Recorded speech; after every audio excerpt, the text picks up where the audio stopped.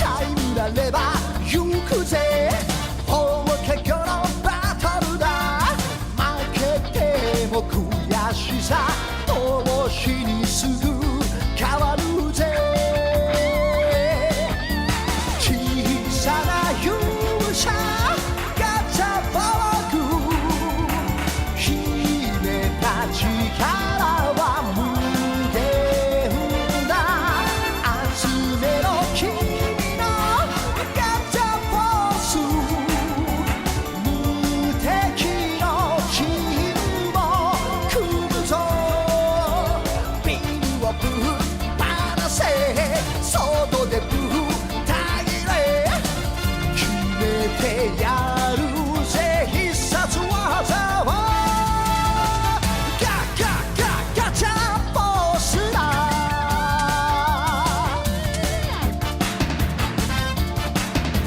希望を今目指せ絶望に負けるな最後の一撃逆転勝利だ仲間が大ピンチ助けるぞ今すぐ連携攻撃勝利を呼ぶ鍵だぜ走るぞ飛ぶぞガチャパワー燃えるフィールド駆け抜けお前と組むぜガチャボス不滅の友情を熱くガガンと打てガンを突撃ぶち当たれ今日も明日も全力だぜガチャボスだ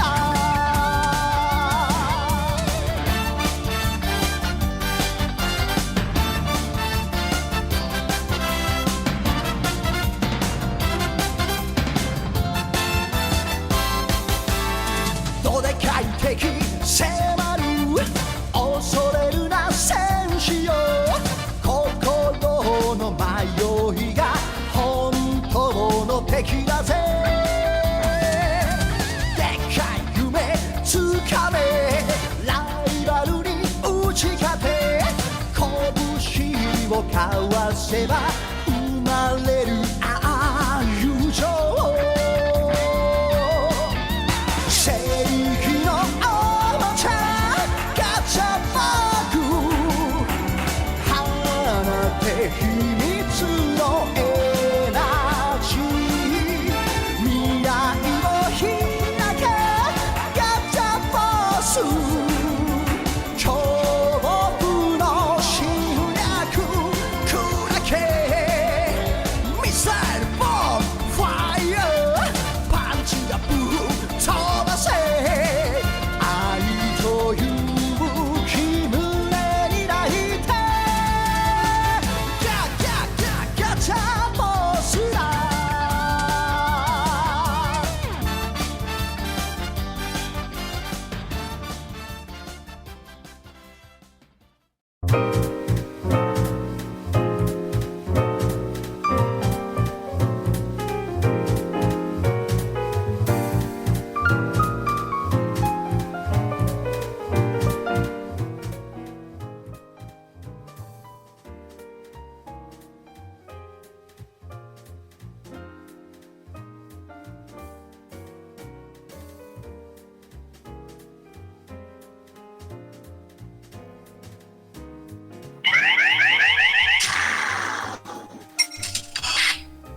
Howdy ho, Gamerinos, and a very good morning, afternoon, evening, and night time to our fellow gamers who have tuned in today.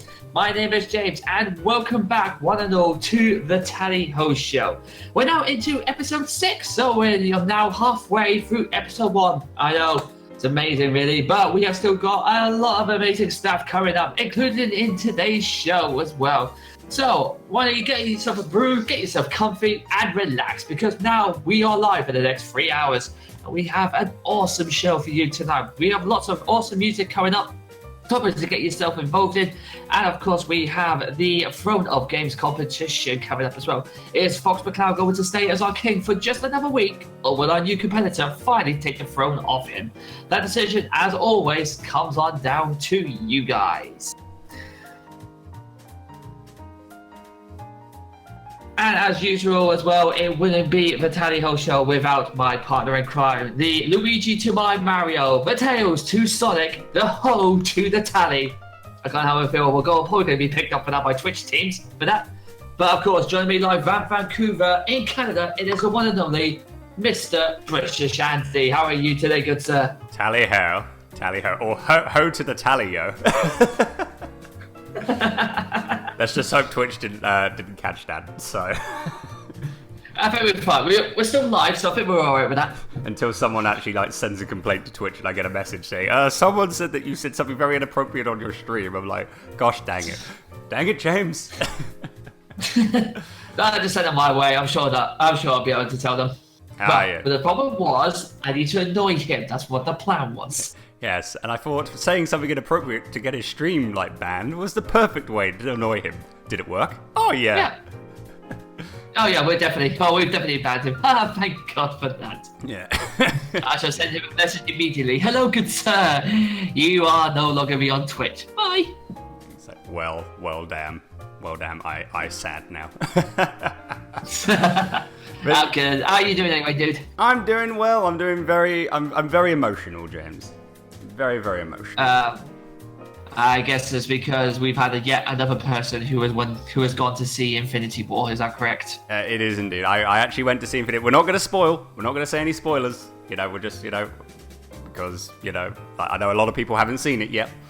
And all I have to say is that I cried watching Infinity Wars. I cried. And if you're planning on watching Infinity War, if you're thinking maybe going in a week or a couple of weeks time, go now. Actually, stop watching this show.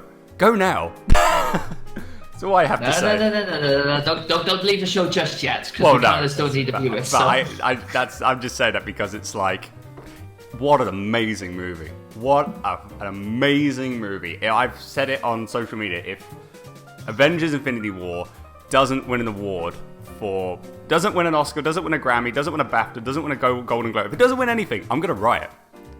I literally am. Because I think you have a lot of people. It deserves an award, damn it. It's so good. So yeah, totally. Ginjoss says, don't spoil the movie. Shut up. Bye.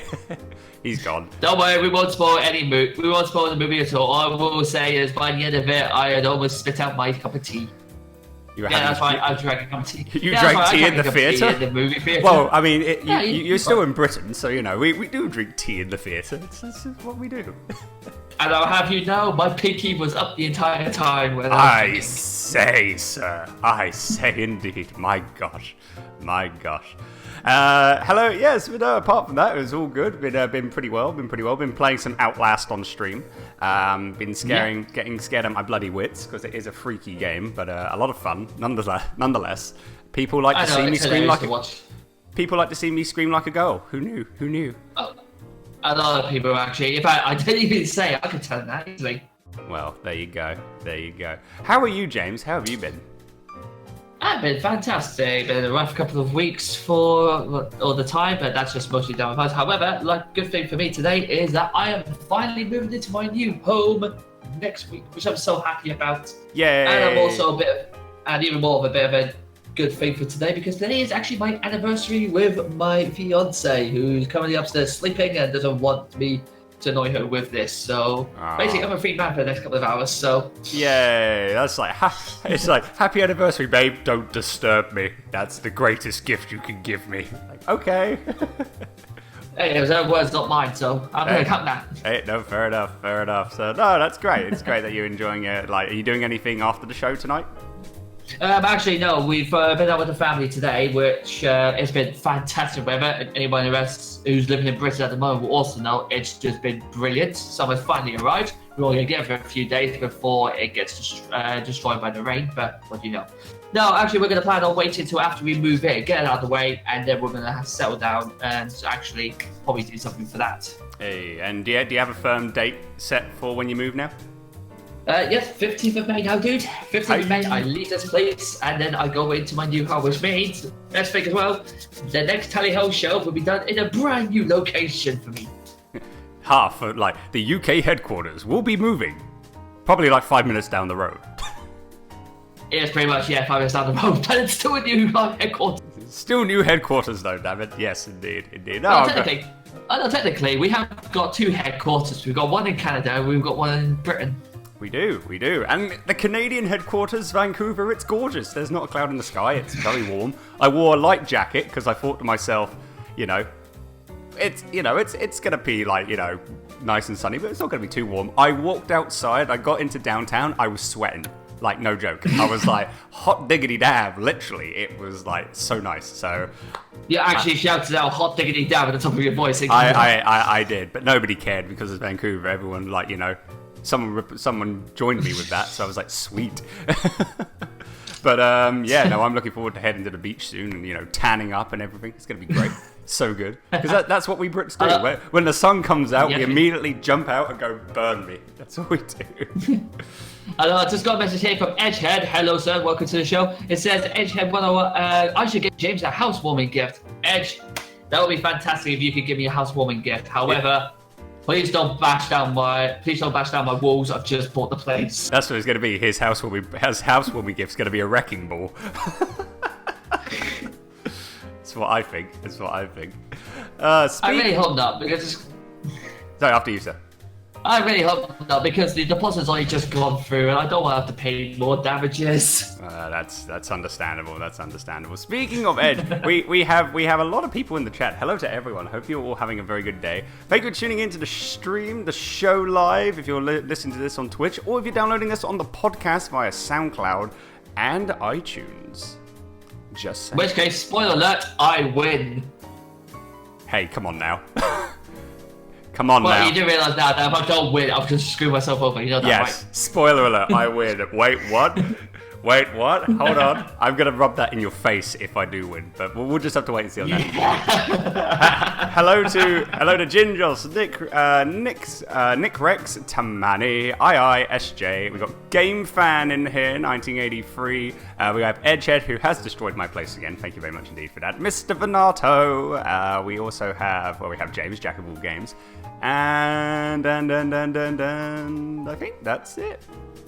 But now we should probably hopefully we should get some more people in. Yeah, we got Asmodan in as well, who says, I'm going to watch it right now. He's off. He's off to watch Infinity War, even though he was the one that saw it with me last night, but still, he's going off to watch it again. He wants to see it again, mate. Let's face it, that's their priority right now. Yes, indeed. I says also watching Black Panther before going. Yeah, I watched Black Panther on Tuesday before watching Infinity War, because apparently, you know, have to get up to date with the Marvel movies, so that's what I did. How weird would it be? If they actually created an Infinity War game? That would be hype. I'd buy it. Yeah, but does that mean they have to really OP Thanos, or would it be a case of? Well, maybe they could like nerf him, just like, or like Thanos without the gauntlet, and then like. Then when he gets the gauntlet, I don't know. Then he becomes super OP. But who knows? Let's see what we got. Like everyone's talking about the sun. What we got? Loads of things. Yeah. Nick says if Dixie Kong or King K. Rool doesn't make Smash 5, he'll riot. Well, we'll just have to wait and see when Smash 5 comes out on the Switch very, very soon. Very, very soon indeed. Yeah, loads of people are saying no spoiling on Infinity Wars. All I'm going to say, Game Fan says, is the Avengers are pretty attractive. Also, that movie is amazing. I'll join your riot, Andy. Great. Someone else is joining my riot. If Infinity War does not get an award, join me. Join me in this great riot of epic proportions. When the riot has destroyed everything in Hollywood, they will trace back to this moment where the riot started. Yeah. When the flames of revolution was created. It all started on a Twitch TV channel. On a podcast. So by the Tally Ho show. Of course, everyone there would be like, oh my god, I can't believe it started on just a Twitch show. Whereas me and Andy were probably there going, yes! Andy, we got noticed! We got noticed, finally, yay! I quickly says Avengers Infinity War was the best Avengers movie due to Guardians of the Galaxy. I love Guardians of the Galaxy. Guardians of the Galaxy was amazing. Absolutely amazing. I do love the Guardians of the Galaxy movies.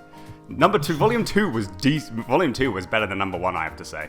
I'm just saying. We're going on to, this is going to be a movie podcast instead of a gaming podcast, guys, just as a heads up. We're going to be talking about the Marvel movies. So... I know we'll probably still get the same amount of people, let's be honest, so... Mr. Venato says the senpai noticed him. Tamani's like, reaches for the crowd. Oh, wow. Okay, so Tamani wants to be a contender for the Throne of Games. Oh, fair enough. Well, we have next... Well, if you do lose, Andy, which I'm hoping you do, you've now got Tammy God as your next contender for the world of games. Indeed, and I think he says also reaches for the crown for another thing. I think I know what you're talking about, Tamati. Maybe you can get both crowns. We'll get you to win the Throne of Games crown and then the other crown as well. Anyway, yeah. Funny enough, as Mo says, just quickly, I'll be seeing it again tomorrow. See, yeah, he's going to watch it because it's that damn good. He's going to watch it again for sure. And Game Fan says, why not be a gaming and movie podcast? Maybe sometime in the future. Maybe we still need to plan season 3, so. Who knows? Yeah, we just have to wait and see. What is the Game of Throne of Games, though? We'll explain about that after the first music bit, Game Fan. After the first music, indeed. Anyway, let's talk about topics. Shall we do that, James? Absolutely. So we're going to go to the first topic. Now, what normally happens during the show is I will bring out a topic, we then play some music, we then have to throw the games, and he would then bring out his topic, he would then do his music selection. Then we have a third topic that is sent in by you, the viewers, and then we finally will have the Throne of Games champion. Now, as what happened last week, Andy started us off with our first topic, so of course it is now to me to start things off.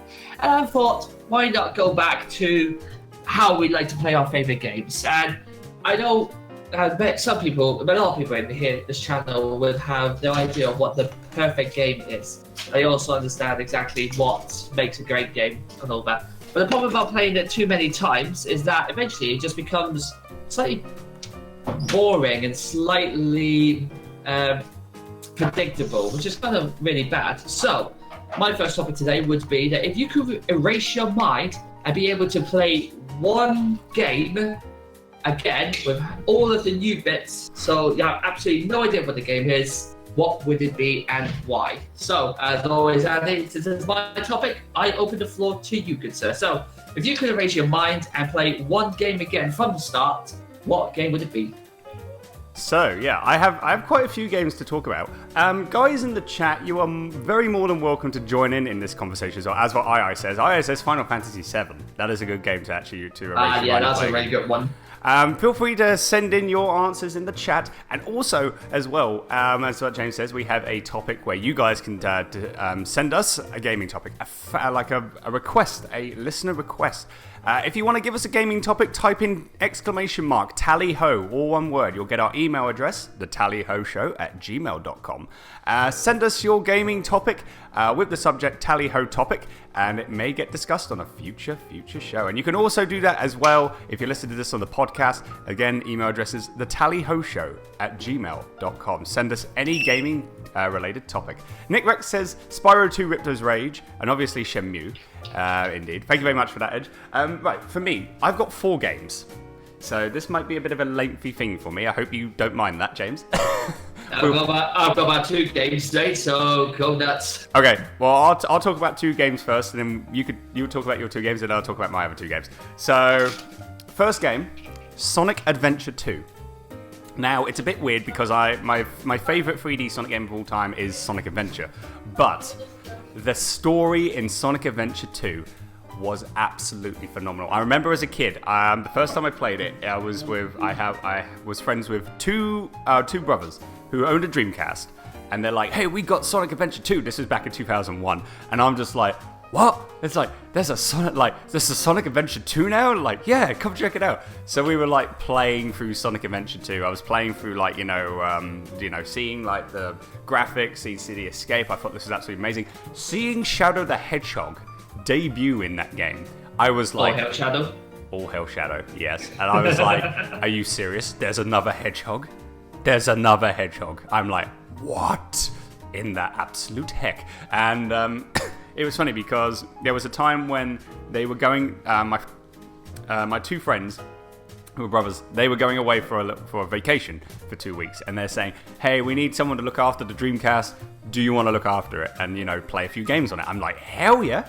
Unfortunately, the Sonic Adventure didn't work on the Dreamcast because their little baby brother broke it, but Sonic Adventure 2 still worked because they kept that away from him. So I was playing Sonic Adventure 2 for a lot of the time, and oh my god, I almost like freaked out with the story of Sonic Adventure 2. Spoilers to anyone that hasn't played these games yet. I mean, they're old games. It has been a couple of years, so yeah. So we'll just talk about it anyway. But hey, skip this to about a minute or minute and a half if you don't want to listen to this. But seeing like the part where they're on the space colony Ark and Sonic's going in with the fake emerald and he's just like, and Eggman's like, "Hand over the Chaos Emerald, or this will be the end for your girlfriend." And it's like, "Oh, you've turned into a big time villain, Doctor." And it's like all of a sudden puts the emerald down, gets put into a capsule, and then Eggman's like, "Ha, you thought you could trick me?" And it's like, oh no. And with Eggman shooting out Sonic in the capsule in deep space, and I'm thinking, no, they can't do this. They can't kill Sonic. They can't do it. And it blows up. And I think I played like the Dark Story first, so I saw that, and all I saw was like the thing exploded and stuff, and I'm just like, oh no. And I'm just like, you gotta be joking me. I'm like, my childhood is crushed because of this. And then like you see on the final like level of Shadow, once you do that, the final boss, it's Sonic. It's like, holy crud, he's alive. How the hell? And then you play the hero story and you find out that he uses the fake emerald to go chaos control, and it somehow magically works, which is great because it's what Tails says. It uses the same wavelength and properties, but it's not. It never works. It's a chaos. Plot convenience. Yes, exactly. So that's the reason why it worked. So, but yeah, no, Sonic Adventure 2. Definitely, I would love to play a game again if I erase my mind, because mainly I just loved seeing that story for the first time, and it was just great. And also the wittiness as well, with Amy saying like, Sonic's like, "Hey, did you see that black hedgehog? Where'd he go?" And then Amy's like, "If I tell you, will you marry me?" He's like, "No way." And I'm thinking, and then Amy's like, "I thought I had you this time." I'm thinking, well, no, just keep him in the prison, and then be like, "I'm not letting you out until you marry me." And it's just like, but instead she just lets him out. It's like, well dang. The second game I would say is Super Mario 64. Oh yeah, that's a good choice. Yeah. Now for me, I got the game when I was back in 1997 when I got my Nintendo 64 for Christmas. Thank you, Dad. I still thank him to this day for that, because that's what got me into like being a massive gamer and a massive Nintendo fanboy. Even though I had a Game Boy growing up, that was the first console I owned. But my first home console was an N64, and Super Mario 64 was one of the games. And I remember as a kid, like I was like, "Who is Mario? It's this magical creature, I. That is what Mario is." But yeah, no, I was a plumber. Plumbers are magical creatures. No, I'm joking. Anyway. But yeah, no, playing that for the first time, being able to beat King Bomb, the first boss that you encounter, beating him and have that sense of achievement as a 6-year-old playing Super Mario 64 for the first time. It was just like, yes, I beat a boss in the game, and it's great. And also also for the, what was it? Bowser, yeah. Seeing King Bowser for the first time, as a kid, I literally couldn't do it. I couldn't beat Bowser. Mainly because when I first saw Bowser, the first time I actually saw Bowser, because I saw like King Koopa in the Super Mario cartoons, but the actual first time I saw Bowser was in Super Mario 64. I literally turned off my N64 after seeing him for the first time. The case of nope, sold that. Yeah, exactly. I'm like, nope, not doing it. And then pretty much I was like, I had to get a friend to beat Bowser for me, because when I got to that part, I freaking hid under my bed covers. I didn't want to see what was going to happen. I was a weird kid back then, but Bowser scared me. Bowser scared me as a kid. And then when I got Mario Party, I was like, okay, he seems pretty chill now. And then I was fine with it. As when I grew up, maybe like say 7 or 8, I was then fine. But yeah, like that experience of playing Super Mario 64 as a kid for the first time, and like having that, like, just scared the living for Jeepus out of me with some of the stuff, because that game is can be dark in some places. Actually beating Bowser for the, completing the game was a massive sense of achievement, especially as an 8-year-old. So yeah, definitely my first 2 games I'll talk about, I say Sonic Adventure 2, Super Mario 64. Just quickly, James, I just see quick things what the chat is saying. Game Fan says, I'd play Breath of the Wild again. The game is just breathtaking. Story is amazing, gorgeous graphics, amazing battle system. You just kind of feel an emotion while playing that. I agree. I mean, I've seen the game. I haven't played it myself yet, so I'm looking forward to getting that experience. But seeing the game actually be played is actually a gorgeous game. What's the rest of the chat saying, James? Rest of the chat, we've got Tamay God saying, if I could wipe any game from the memory, it would definitely be the game. Not just any game. The game. That's right, the game. We've also got Edgehead who says Trails of Cold Steel Uno. I think that's right. The first one. Numero uno, senor. Numero uno. And as we say, so your Spanish classes are working. Hey, one day we will do the Tally Ho show Espanol edition. Roles in our horizons, why the hell not? Exactly. AI says 18 years, who is Mario? Ooh, that's something you don't say to gamers. Who is Mario? Well, you are talking to a Sega fan. This is II. He's a massive Sega fan. Someone needs to educate him immediately. I know who Mario is, and I'm not a gamer.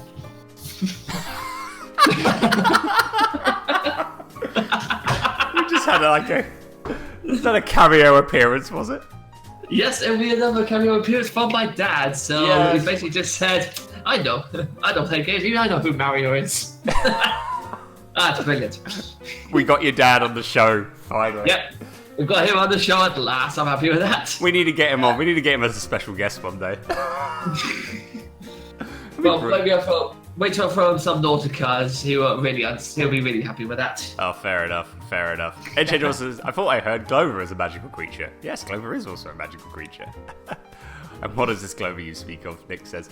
Oh, goodness gracious. James, your two games. If you could erase your memory, what games would you play again and why? I think the games I would definitely get rid of, I want to play a game. First main one for me would be Ace Combat Zero, the Belkin War.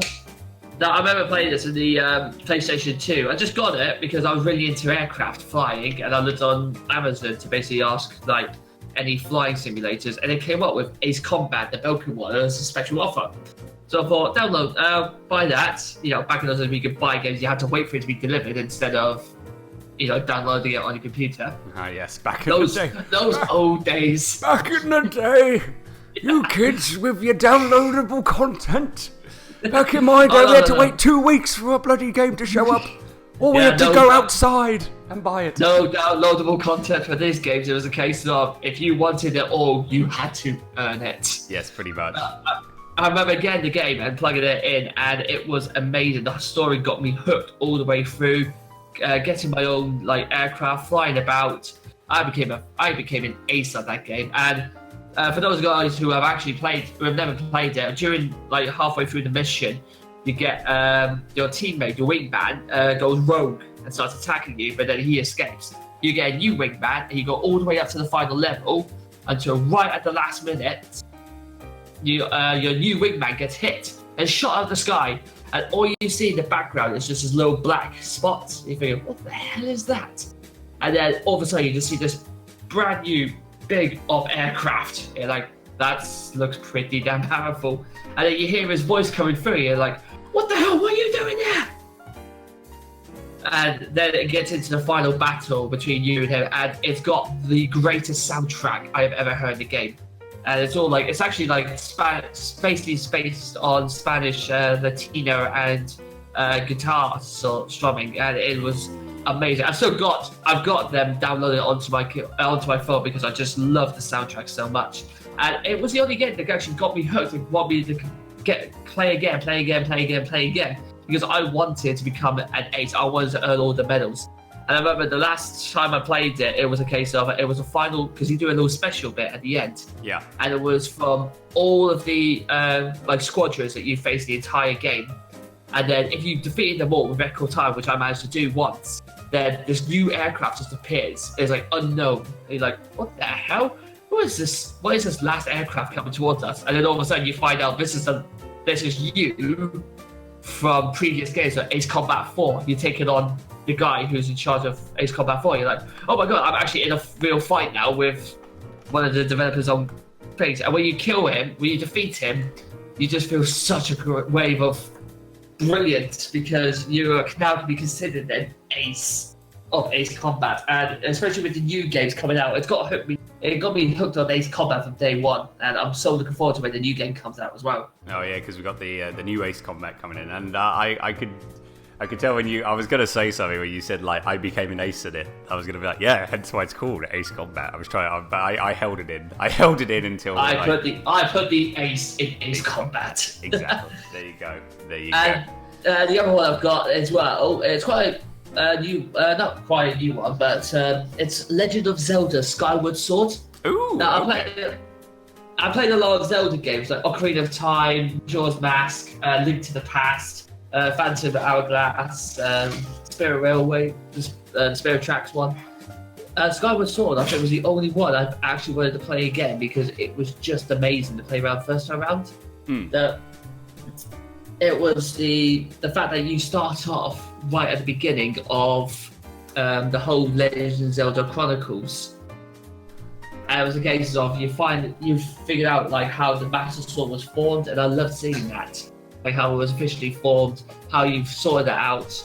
The gameplay itself with the Wii remote was brilliant. I played it downstairs so many times. I stayed up late a hell of a long time just so I could play the game and finish it off, and it was just brilliant. I loved it absolutely to pieces, and in the end, I just wanted to get that sort of reaction back when I fight the new bosses, when it comes to the final bosses, and that sort of when the Master Sword is created for the first time. Oh yeah.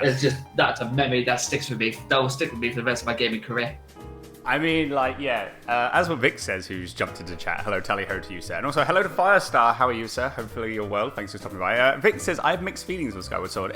Apparently Skyward Sword is it's a half and half. Some people like it, some people don't like it. I thought it wasn't a bad game. It was really decent. It was very beautifully well made. And yeah, as you say, it's like the starting point of the timeline, so to say, how the Master Sword got created and everything.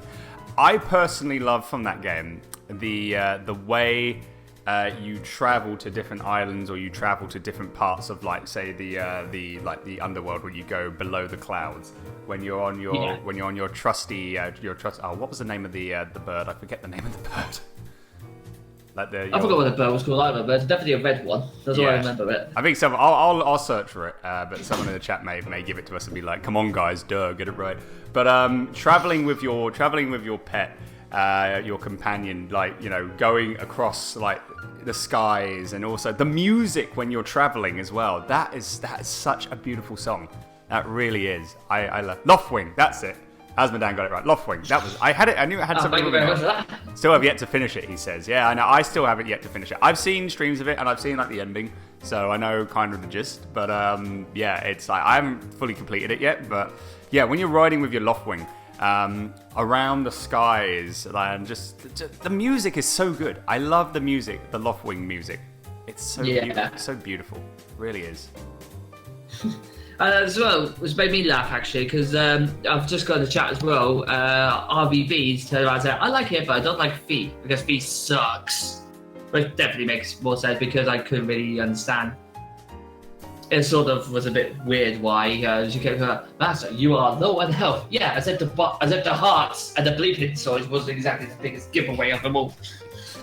Master, you've been traveling on an adventure for 2 hours now. Maybe you should take a break. How about get back in the sword? Get back in the sword, and I'll let you know when I think I'm ready to stop. It's like the thing where you're like, get in the bag. It's like, get in the sword right now. Yeah. I'll call you when I need you. Until then, stum it right now. Yes. Goodness. Yes. But, yeah, that's it, Vic. Master, your batteries are low. Like, shut the hell up. That's it. Yeah. That's the thing. When she says, your batteries are low. Wait, I didn't know my sword needed batteries. Damn it, I should have gone to the store and bought more Duracell batteries, because they're long-lasting. Hashtag shame. Promotion.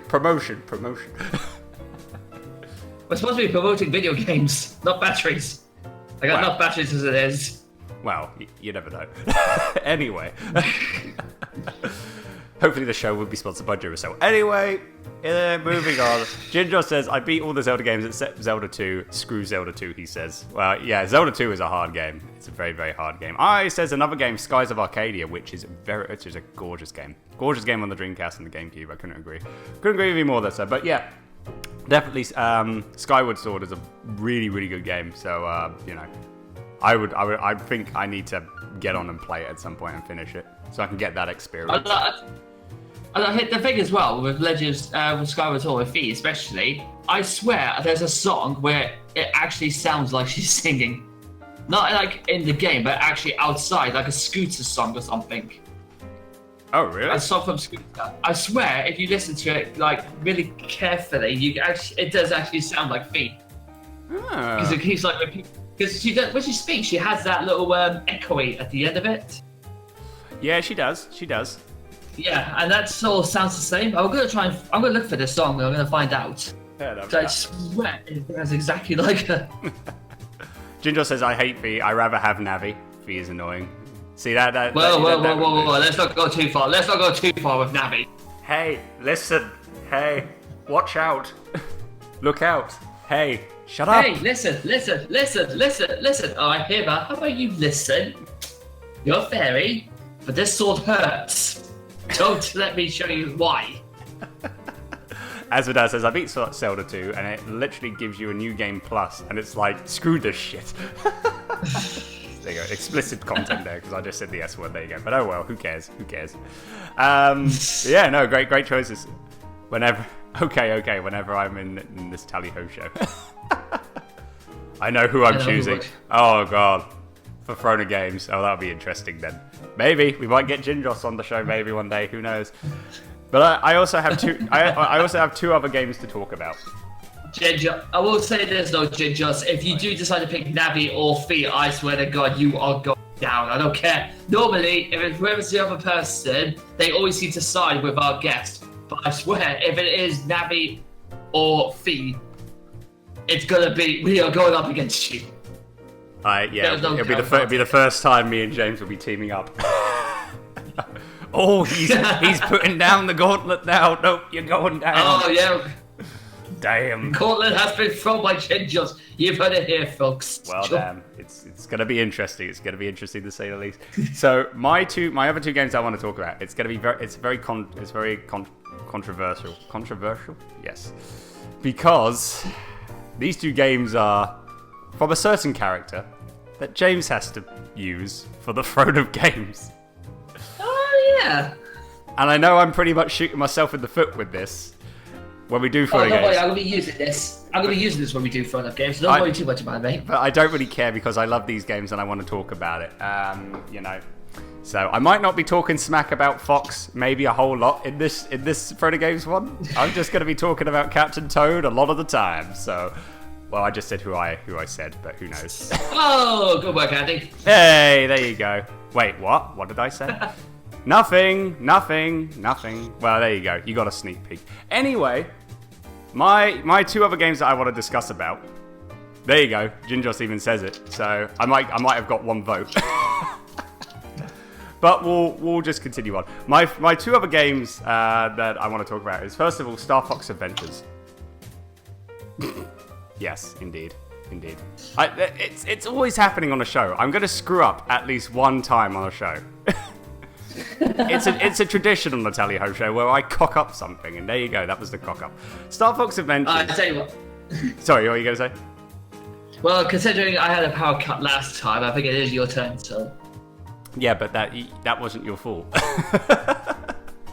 You never know. Maybe I was just wanting to get more attention to myself. Yeah, probably. There you go. Anyway, Star Fox Adventures. Now, this was a game where, you know, first time I heard about Star Fox Adventures, a friend of mine pretty much said, like, hey, have you heard of the new Star Fox game on the GameCube? And I'm like, what? And I was a big Lilac Wars / Star Fox 64 Like, yeah, I loved that game on the N64, and I was like, what, there's a new Star Fox game? He's like, yeah, come on over. So after school one day, I went to a friend's place, and we played it. He was like halfway through, but we made a new file because he said, I want you to show it. And it was like, you know, the debut of like Crystal, which, you know, she's an amazing, like one of my favorite female characters by far. You know, you hear the story as well, like Falco's like disappeared, like he's left Star Fox. I'm like, what the hell's going on? Where's Falco? And you know, it's like this whole new adventure where it's like, you know, you're still riding the R-Wing, but it's not really mainly about dogfights. It's mainly, you're just on this planet called Dinosaur Planet. Your objective is to try and bring the world back, all the pieces, bring it back onto the world. Otherwise, if Dinosaur Planet explodes, it can bring a huge problems to the Lilat system. So, you know, you had to go across all different parts of the world just so you could be able to get these like spell stones, get Krazola spirits in order to save the day, save the world, and to also save Crystal as well. Parts of the story got me like, I was like, as a kid, I was like, oh my gosh, this is like, you know, being able to fight General Scales, you know, with like, I think when you first encounter him as Fox, I mean, when you first encounter him as Crystal, when he, you know, when he was like talking to Crystal and stuff, I was like, so like, when he's like lifting her up, and like, a spoiler alert again, like, you know, but who cares? And you know, when he throws her on the, throws her off his ship, and I'm thinking, what? No, we just had the first debut of Crystal and you killed her. Like, what the hell? And then like all of a sudden she's like on her companion, and she's just like, too bad, General. Maybe next time. It's like, gosh dang. You know, and I'm thinking, yeah, she's like really badass. And you know, Fox encountering General Scales for the first time, and you know, getting captured, and it's like, right, revenge, I need to beat Scales. And then also like having Andros returning into the game as well. That like took me by surprise, like really it did. And it was like kind of like, I beat you in Star Fox 64, why are you still alive? So it's kind of made me felt like I need to beat you once and for all, because it's like, this is just, can't let you win this, Andros. So it's like, yeah, no, Star Fox Adventures, I would definitely like to refresh, like erase my mind and play that game again. He is the wild dog of the Star Fox universe, though. He dies, but you don't know why he keeps coming back or how. Yeah, exactly. Asmodee says, Star Fox Adventures got it right. Get rid of Slippy and focus on Fox, Falco, and Crystal. Also, Asmodee says, I don't remember seeing Dinosaur... Oh. Sorry, James, you going to say something? Lots of people don't like Slippy at the moment. Indeed. And Asmodee says, I don't remember seeing Dinosaur Planet in the system map in Star Fox 64. Yeah, I know. It's like you don't really see Dinosaur Planet in like in the Lilat system, which is kind of just like, huh, where was that originally? But maybe it was like in a distant part of the Lilat system. Maybe that's why you didn't see it in like Star Fox 64. You see it in Star Fox Assault, which is another game I'm going to be talking about. Yes, II says, I'm hyped for that game, but never played it. I was hyped for that game, but never played it. Oh man, you need to play it. If you get the chance, II, and you find it, buy it. It's really good. It's really good. Ginger says, I really hope they make a new Star Fox game and not an N64 remake. Yeah, I mean, hopefully maybe on the Switch they might make a new Star Fox game. Just have to wait and see. And Nick says, that's why he's in every game as the boss. Well, actually, he wasn't. Because the next game I'm going to talk about is Star Fox Assault. Now, that is another game I would like to play again and erase my mind and play again, because it's a short game, but the story is so good. So good, especially when you get to like, you know, the far reaches of the game. You know, there's like a lot of things that happen. You know, you have the Aperoid invasion. It's not just Andros. You deal with like Andros's army when you have to deal with Oinkini. At the beginning, and then all of a sudden here comes the Aperoids, and then it's like a case of like, you even have Starwolf. You know, you face Starwolf like in one of the levels, and sure enough, later on in the game, it's like Starwolf and Star Fox team up, and it's like, that blew my mind, because I'm like, wait a minute, Wolf and Fox are teaming up to save the Lilad system because everything's going to hell because of these Aperoids. I was like, are you absolutely insane right now? I was not expecting that at all. And it's like, at the end, again, spoilers, I'm just telling you, if anyone hasn't played the game, just mute the stream or go for about a minute or two skipping this.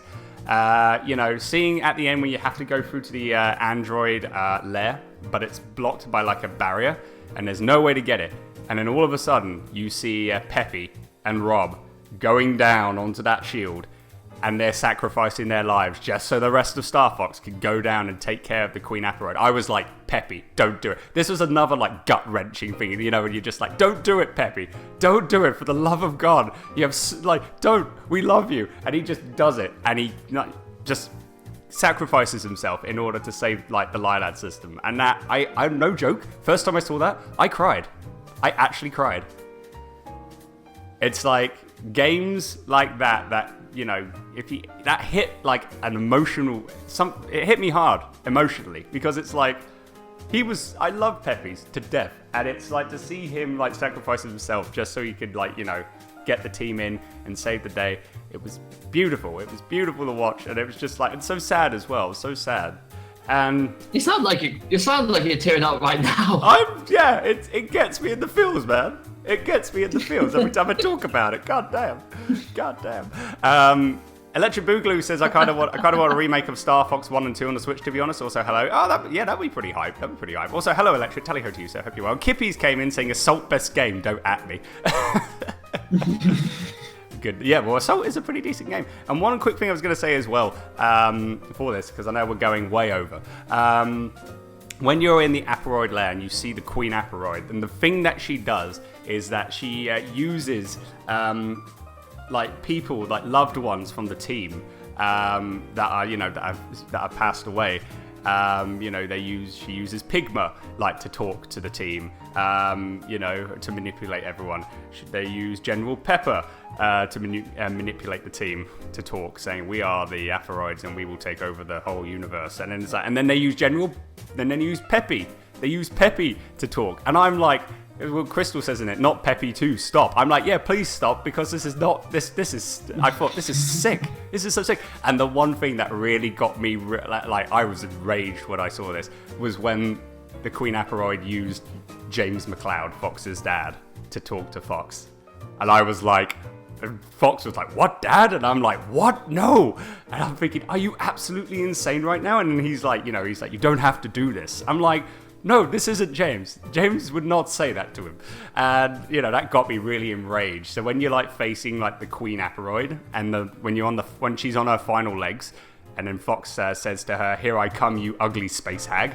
And it's like, I was, like, furiously mashing the fire button to try and kill her, because I was so mad. I was like, I am taking you down. So games like that, you know, there's not a lot of games that hit me like in the feels with emotion. Star Fox Assault did just that. The story of it is amazing, and, you know, those are two other games that I would play again. Star Fox Adventures and Star Fox Assault. Erase my mind just so I can play them again and get those feels again. And to get all those crying again. Yeah, exactly. And to cry again. Manly tears. Just cry. Lay down, fetal position. Don't cry. Cry a lot. Yeah, it's it. Lay down, don't cry. Cry a lot. That's pretty much how it is. Asmodan says, Wolf doesn't want to destroy the system. He wants to rule it. When I saw it, when I saw that, I yelled, sacrifice Slippy, not Peppy. Yeah. It's true. It's true. Are we just gonna send this off to Nintendo and just a new thing going? Hashtag sacrifice Slippy. Not Peppy. Yeah, pretty much. Just swap it around if you make an Assault HD remake, and then I won't feel as bad. Everyone we'll praise you. We'll give you all the awards you want. Just get rid of Slippy. It's like, please. Well, I mean, like when Slippy like almost like dies in Star Fox 64 Lilac Wars. And you have to go into like that planet to rescue him. And it's like, are you crazy? Like General Pepper's like, are you crazy? He's like, no, we got to save him. I'm like, no, just continue on with the mission. It's fine. Don't worry. We don't need him. We will not miss him. Oh, goodness. Yes. Edgehead said, spoil it was all me. Well, there you go. You it. Damn it, you. Damn it, sir. Anyway. Yeah. I think it's time we get on to some music, because I think I've heard us talk. Yes, indeed. So let's say your two games, just for a conclusion, James, that you would erase your mind in case anyone just jumped in. My 2 games is definitely going to be Ace Combat Zero, The Broken War, and The Legend of Zelda Skyward Sword. I do have more other games that I would like to do, but those 2 are the ones that really stick out the most. No, that's fair enough. And say my 4 games were Sonic Adventure 2. You've also got Superman 64, Star Fox Adventures, and Star Fox Assault. Those are the 4 games that stick out for me the most, and I would like to erase my mind just so I can play those games again and get that full experience. Electric Boogaloo. Sorry. Whoa. Did you just say Superman 64? No, didn't I say Star Fox 64?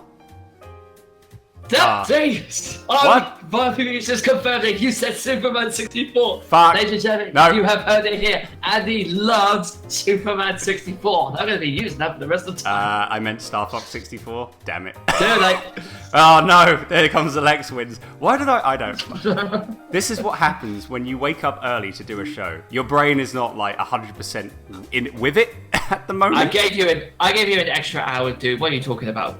Come on now. Anyway, rewind. Sonic Adventure 2, Super Mario 64. That's what I should say. Super Mario. It's pretty. I don't know. Why was I thinking Superman? I don't know. But Super Mario 64 is what I should have said. Star Fox Adventures and Star Fox Assault are the games that I'd stick out to me. Superman 64 could go burn in the fire for all I care. No, according to you. You have it now recorded and say you like Superman 64.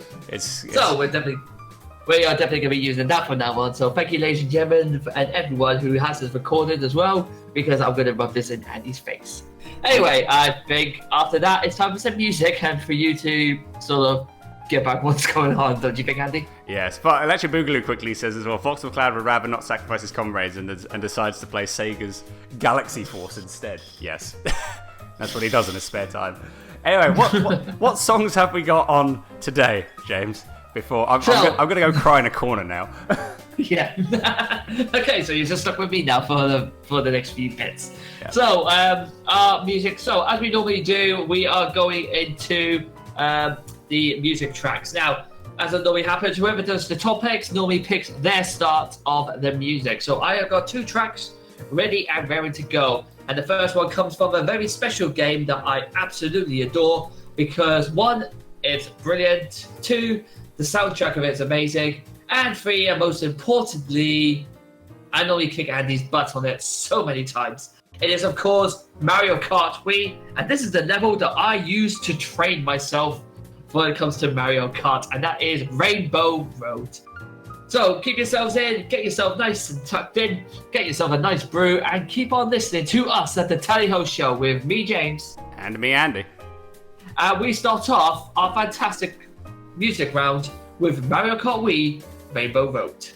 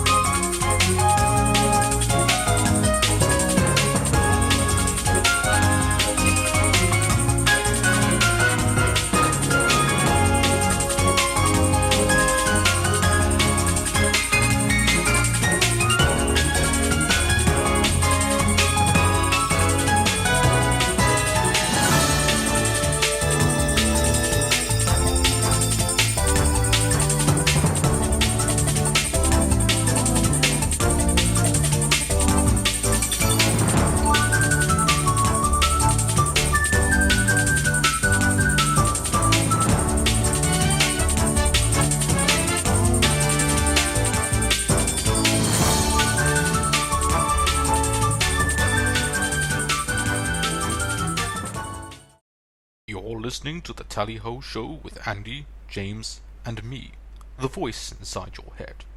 You really need to do the dishes at some point. You've left them at the sink for days.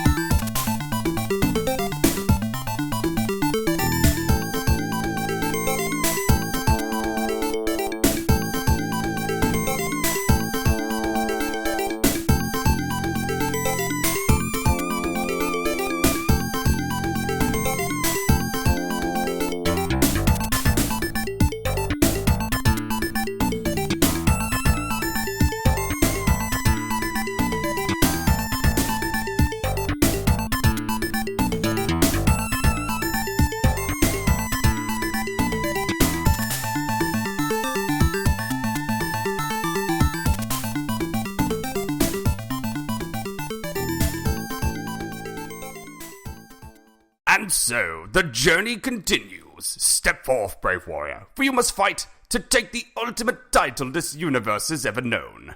King or Queen of the Throne of Games.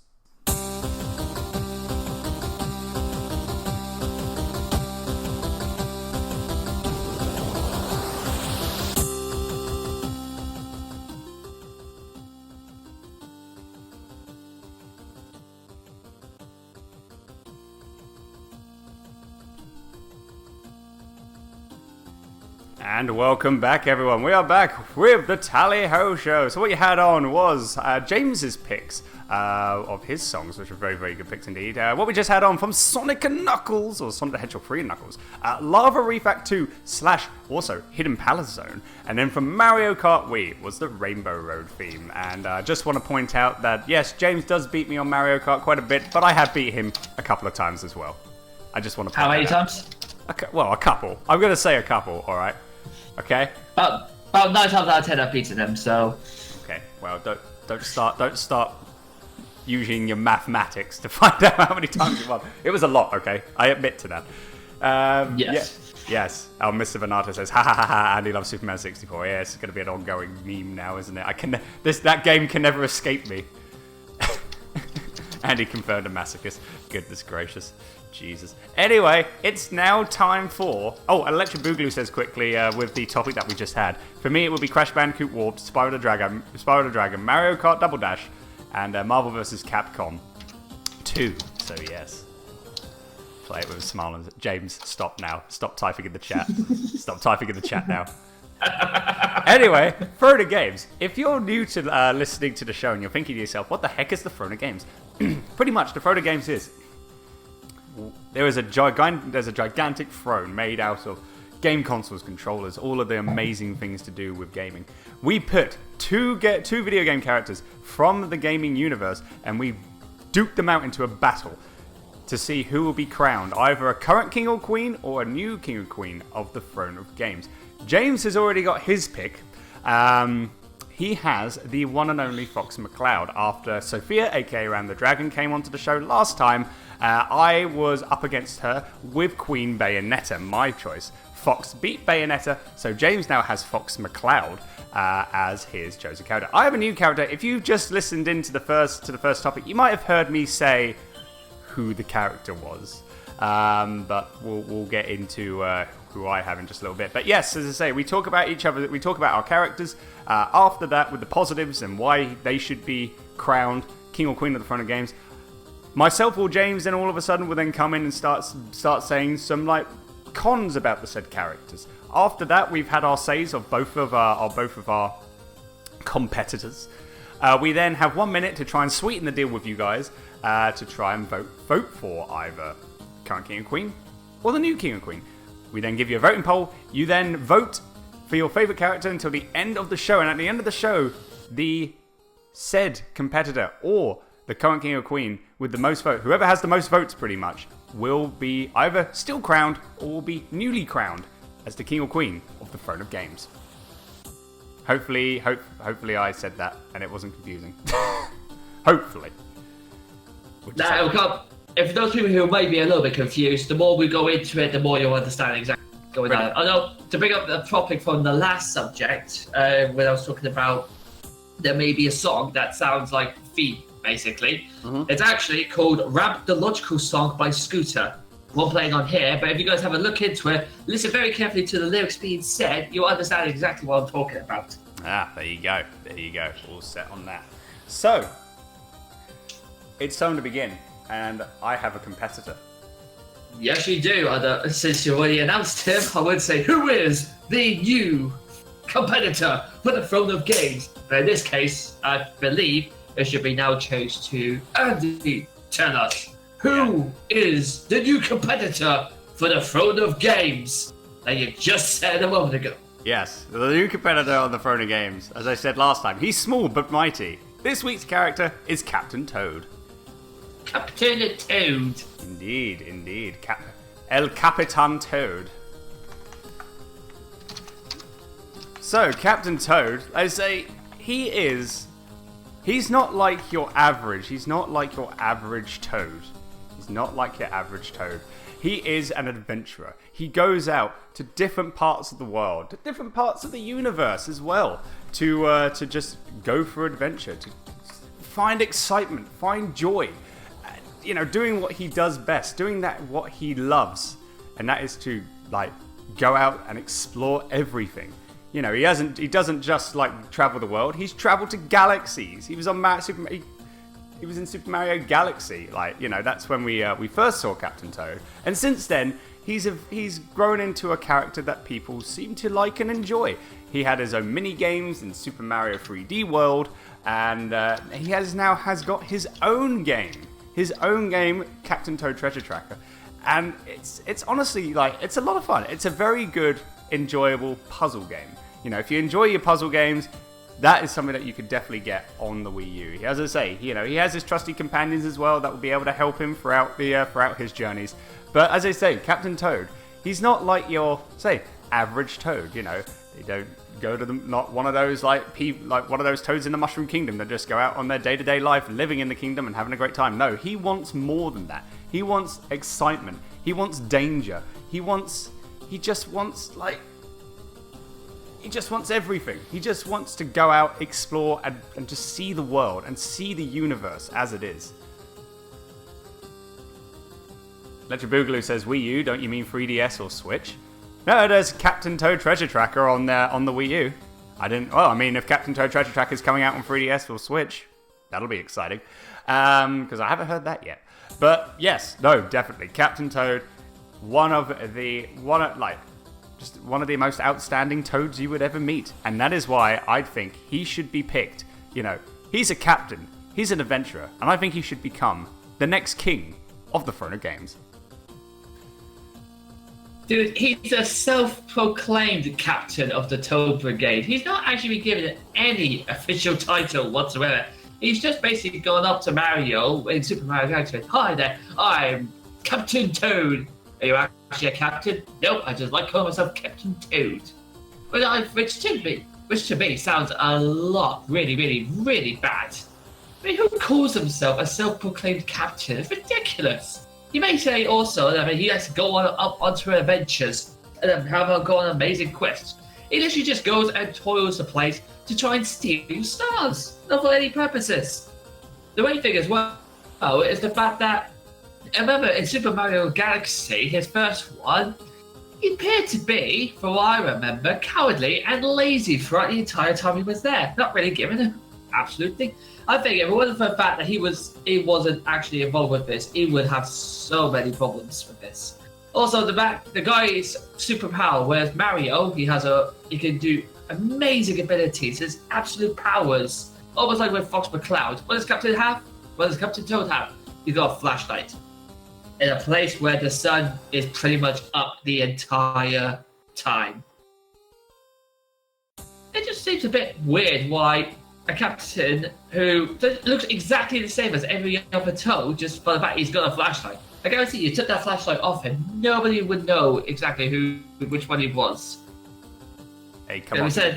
Come on now. Come on now. Yeah, you say that he's a self-proclaimed captain. You never know. Peach might have given him like the title of captain. But has that been proven? Maybe one day it will be proven. I'm just saying. Maybe one day.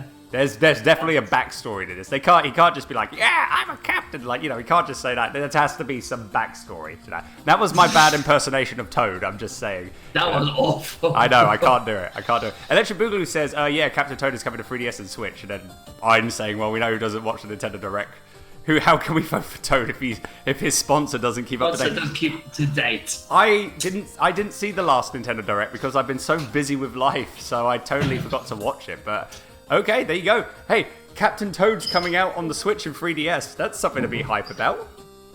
Yeah, but Nintendo love Captain Toad that much that they're getting imported on the 3DS and Switch. That's how much of his game was so great for people. Yeah, although to be honest, they switch pretty much to they try and get everything onto the. Oh, James. Oh, sorry, got a bit distracted. Then my apologies. I thought the power went again. I'm like, oh no. No, I think my microphone had a bit of a snag just then. But anyway, as I was saying, yeah, everything seems to get imported onto the Switch. Just because it gets imported doesn't mean that it's absolutely brilliant. I mean, let's consider Sonic 06. That got imported to everything, and look how well that ended up. Sonic 06 got ported on everything? Huh? About a lot of stuff got imported. Xbox, PlayStation, PC. Wow. PC especially. So, someone made a PC mod, but it's not official. But not official. But I don't know why you're bringing Sonic 06 into this matter. That's my like case to this now. It's like you're just running out of ideas now, buddy. I'm just saying you can't. Also, what you say about the flashlight. Exactly the reason I have got nothing to do because he's not a memorable character. He's literally just come out and he's been in maybe 2 or 3 games and that's it. He has not been like the childhood game character that we remember off by heart. He's literally just entered it. And I guarantee when it comes to Mario, Luigi, Princess Peach, Bowser, and Captain Toad, I guarantee which is going to be at least the 5th one to be named. If I recall, I'm trying to double check because I haven't played Odyssey yet, but I think Captain Toad's also in Odyssey. I believe. I might be right, I might be wrong, and if that is the case, you say he's not a memorable character. Why is he in all the other Mario games then? Why is he, started off in Galaxy? He also comes in 3D World. You get to play as him in 3D World. He has his own game. He's most probably in Mario Odyssey. So it's like, you say he's not a memorable character, yeah, he's there, and people know who he is. So that just goes to show that he is in some way a memorable character. And also, when you talk about his flashlight, and if he gets rid of his flashlight, he's pretty much just an ordinary Toad. Not true. You don't need a flashlight to become, to be a ranked or something. He is his own individual Toad. If he doesn't even have his flashlight, is it going to bother him? Heck no. He's still going to be traveling. He's still going to be doing adventures. He's still going to be what he wants to be. Let Captain Toad be his own independent Toad. And that is to go out, adventure, and have fun in the process. And that's why he has every right to go out and be his own sort of Toad. But I guarantee next Mario game, nobody's going to remember him. We'll see about that. We will see about that. When the next game does get, and I bet you any money, Captain Toad will be in there. He will be. I tell you now. Alright, you're on. Alright, fine. There you go. So yes, that is why I think he should be king of the throne of games. And Mr. Bernardo says, let's not get carried away and bring that trash into the fold. Exactly. Thank you, Iron. Thank you, Iron. James, how could you? How could you? I had to. This is the only way. This is the only way I could fall. Because you're desperate. Because you're desperate. That's why. Because I don't know anything about him. He's not that memorable. To you, he's not, but to everyone else, He is. Okay, man. I'm getting emotional now, damn it. Get back to being emotional again. Anyway. Yeah. Which point is that now? Anyway, I'm done. James, your turn. Okay, so I'm going to be talking about our current king of the throne of games, and that is Mr. Fox McCloud. Now, as we remember from last week's show with Sophia basically destroying Andy's Bayonetta with all the ideas that Fox represented, I'm just going to emphasize a bit more on those. So remember, Fox has been around since at least the 19s. He's been an ace pilot. He's got his own plane, which is not many people can claim they've got one of those. I will fly it. He works tirelessly to help other people around the universe. A fantastic person who thinks of others before himself. He's a charismatic person and an ambassador, as you said as well, during the dinosaur world. He's a jack of all trades and master of some of them as well, which is not really what many protagonists come around as. Normally they specialise in one area, that's it. He's got lots of different skills. He doesn't come off as being cocky or arrogant. He's a natural leader. Everyone follows him without question. He needs to be brought up for a new game, especially for the Switch. Because I think now will be the best time for him to come back out and reclaim his world and reclaim everything that Nintendo loves about him. He's been in Super Smash Bros. Since the very beginning, so even Nintendo wants him sticking around so much. And as Madonna said, he wears sunglasses like a boss. And not many people can pull off sunglasses, he does. And that is why I believe Fox McCloud earns another week at least on our throne of games as our proud and fantastic king. And more importantly as well, Star Fox Adventures and Star Fox and Song. You heard it here, folks. Addy loves it. Therefore, Addy also is a fan of Fox McCloud. Therefore, he believes Fox McCloud should win it as much as I do. I'm not gonna argue with that. I'd say Fox McCloud is my second favorite male character in the Nintendo video game franchise. He's my favorite Nintendo character in the whole Nintendo organization. Without a doubt. But, and I know I did say I love Star Fox Adventures and Star Fox Soda. I said I know this is going to be hard and I'm going to shoot myself in the foot just by talking about them, but I don't really care. But there's one thing that you said which I'm going to have to say, hold on a minute, you're wrong. When you said Fox was cocky, he's not cocky. Have you not played Star Fox Adventures? I've played a few of them.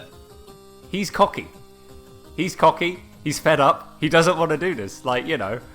When some of the things where he has to do in order to save the world, get these spell stones, get these Krazola spirits. One point in the game he says, "Oh man, I don't get paid enough for this." It's like, he what's weird about him. He's witty. He's funny. He doesn't. Who else remembers watching films and all like that where they're counting? I'm getting paid too much for this, or today was a bad day to quit smoking, or something like that. That's what makes it funny. That's what makes it enjoyable. Yeah, but it sounds like to me that he didn't want to do it. He didn't want to. He's fed up because he's like, I don't get paid enough for this. Why should I continue? Well, I have no choice because I've got to save the world. All right, fine. It's like he didn't want to do the job. So would you want to go out into space, blow stuff up, and to the point where everyone's trying to shoot at you? No, you wouldn't. You'd rather sit back at home like me and have a nice cup of tea. Fox, however, would be out there. But in all the other games, Fox never complains. He doesn't complain. This is the only and you say he never complains. He gets out there, he gets the job done. But Star Fox Adventures, he does complain to some extent. But does he get the job done still? Yes, he gets the job done still. Exactly. If he didn't get the job done, then what's the rest of the plot of the game? That'd be a really weird plot. Ending plot, Fox McCloud just gives up, that's it. He just gives up, puts Slippy into the airlock, and just keeps consistently laying them back out to space. Well, yeah, I mean that would be an awesome thing to see. There you go. There you go. We just made an entirely different plot for Star Fox Adventure. There you go. Minigame. Minigame from Fox McCloud. Fantastic. But that's the only thing I just want to just explain about, because that You say that he's not cocky at all. He gets the job done. Yeah, he does get the job done, but he didn't sound like he didn't really want to do it. didn't really want to do it. So, My loving thing about this is the fact that you only keep bringing up his cockiness. I've just mentioned a lot. You only keep bringing up his cockiness.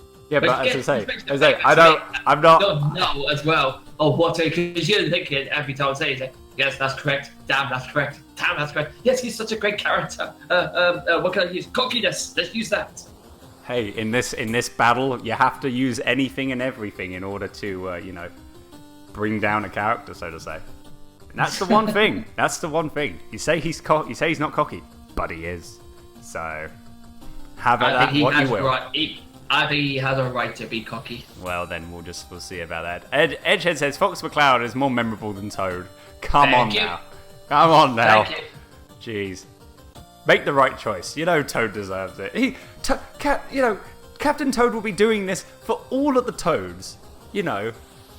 All the whole tribe, like the Toad tribe, like they don't get that much love and appreciation. This is the one time where Captain Toad can do this for his fellow Toads. This is the one time that you can show some love and passion for it, because the Toads are freaking amazing. They've been through all of the Mario games and have always been there to help in one way or another. So I think a vote for Captain Toad is a vote for Toads in general. There you go. A vote for Captain Toad is a vote for Toads at the end of each castle level that tells you that your princess is in another castle. Whatever.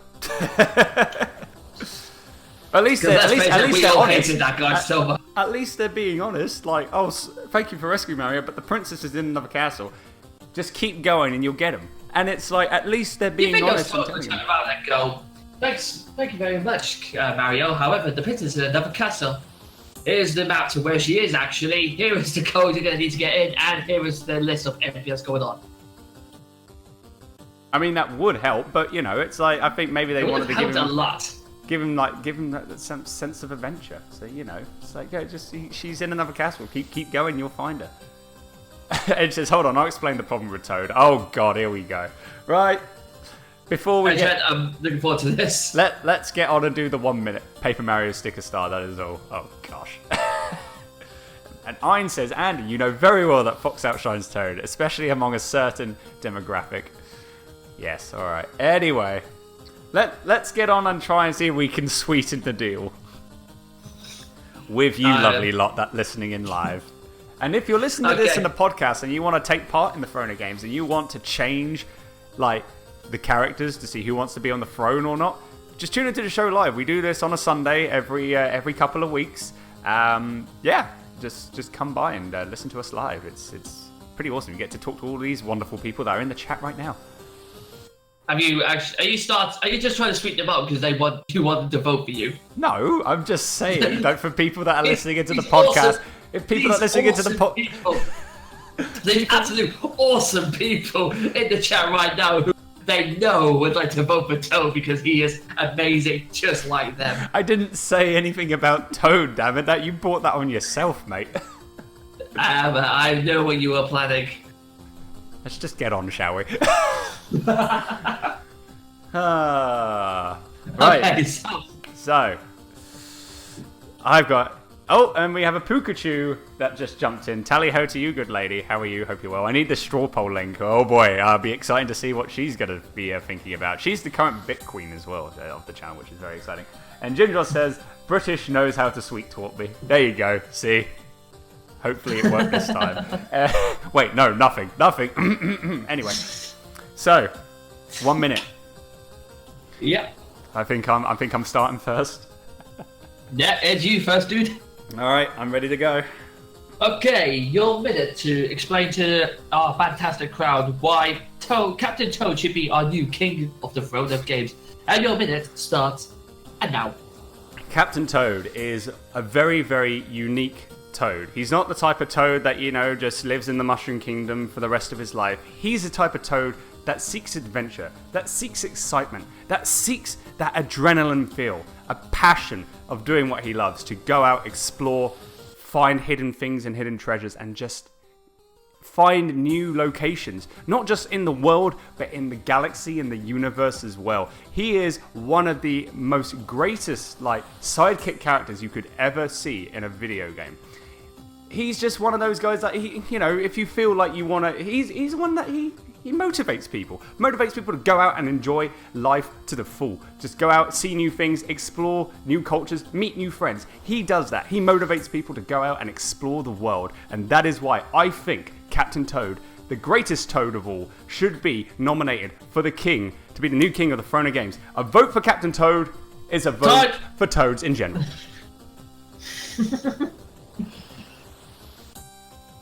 Pikachu says the Adventures of Mr. Toad is really about Captain Toad. Yes. Mr. Toad. That Mr. Toad. Goodness. Wait, James, it's now your turn.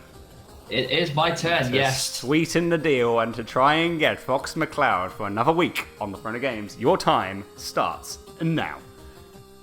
So, what has not been said already by Fox McCloud? He managed to take down Bayonetta, a witch, and reclaim the throne for the goodness of Nintendo. He has been around, as I said, since the 90s. He's a fantastic person. He is, to be honest, an amazing character. Everyone knows him, even though in a couple of years' time, we may no longer be playing games, but I guarantee Fox McCloud will still be out there protecting the world. Doing fantastic games, and when Nintendo finally get around to making themselves a new game, they will see just how much they miss him. A vote for Fox McCloud is the best vote that you could go for. He is an ambassador. He is used to being a leader. He is the jack of all trades and master of them as well. I think he is the natural leader. He is fantastic. He's brilliant, and Andy also likes him as well. So a vote for Fox McCloud is a vote for freedom, for the Alliance, and more importantly, to defeat Andy. Time. Very powerful there, sir. Very powerful indeed. Yes, thank you very much. I'll give it that. Okay, so there you go.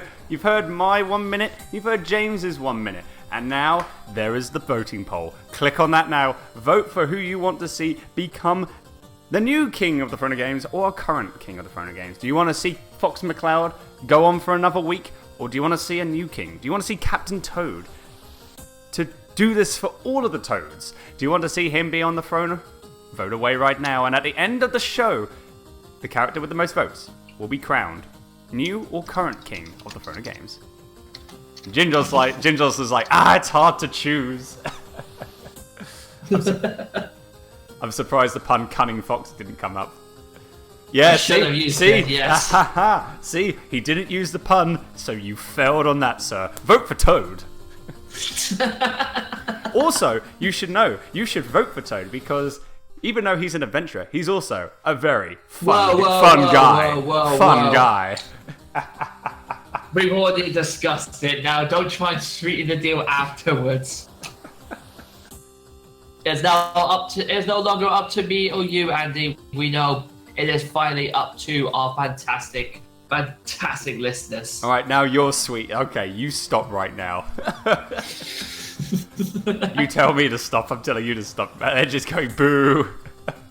God King Captain Toad, Pikachu says. And Kippy says, Captain Toad can't jump. 0 out of 10. Come on, guys. Oh, jeez. As Bitcoin, I should get 2 votes. Yeah, you should actually, Pikachu. You should, but that wouldn't be fair, so... Asmodan says he also has all the capacity to stop Bowser, but just kind of stands around and does nothing except give Mario stuff. Well, gives Mario stuff to help him through his quest. I mean, come on now. Anyway, that was fun. Shall we get on and play some more musics? Yes, I believe it is now your turn, good sir. It is indeed. I'm just going to grab the songs here. So yeah, we're going to play some more music, and then we're going to get on to the second topic. As I say, get those votes in, and at the end of the show, the character with the most votes will be crowned current king or new queen, current king or new king of the Throne of Games. So for my songs, we're gonna be having a song from a very, very good racing game on the GameCube. We're gonna be having Wave Race Blue Storm. We got a song from that game. And also, to kick things off, from another very good racing game. This is the first main home console game that I played, again on the N64. From Extreme G, it's The song from Racetrack number 7. Now, Extreme G, it's I think it's a very underrated, like, you know, it doesn't get a lot of love, the soundtrack, and it's very good. It's very techno-y, futuresque, and it's just such a great soundtrack to listen to if you're into that sort of stuff. So we're going to play the song from track 7, and that's from Extreme G. So keep listening, guys, because you're tuning in to the Tally-Ho Show with me, Andy. Abby James. And enjoy these tracks, guys, and we'll be back with the second topic in just a little bit.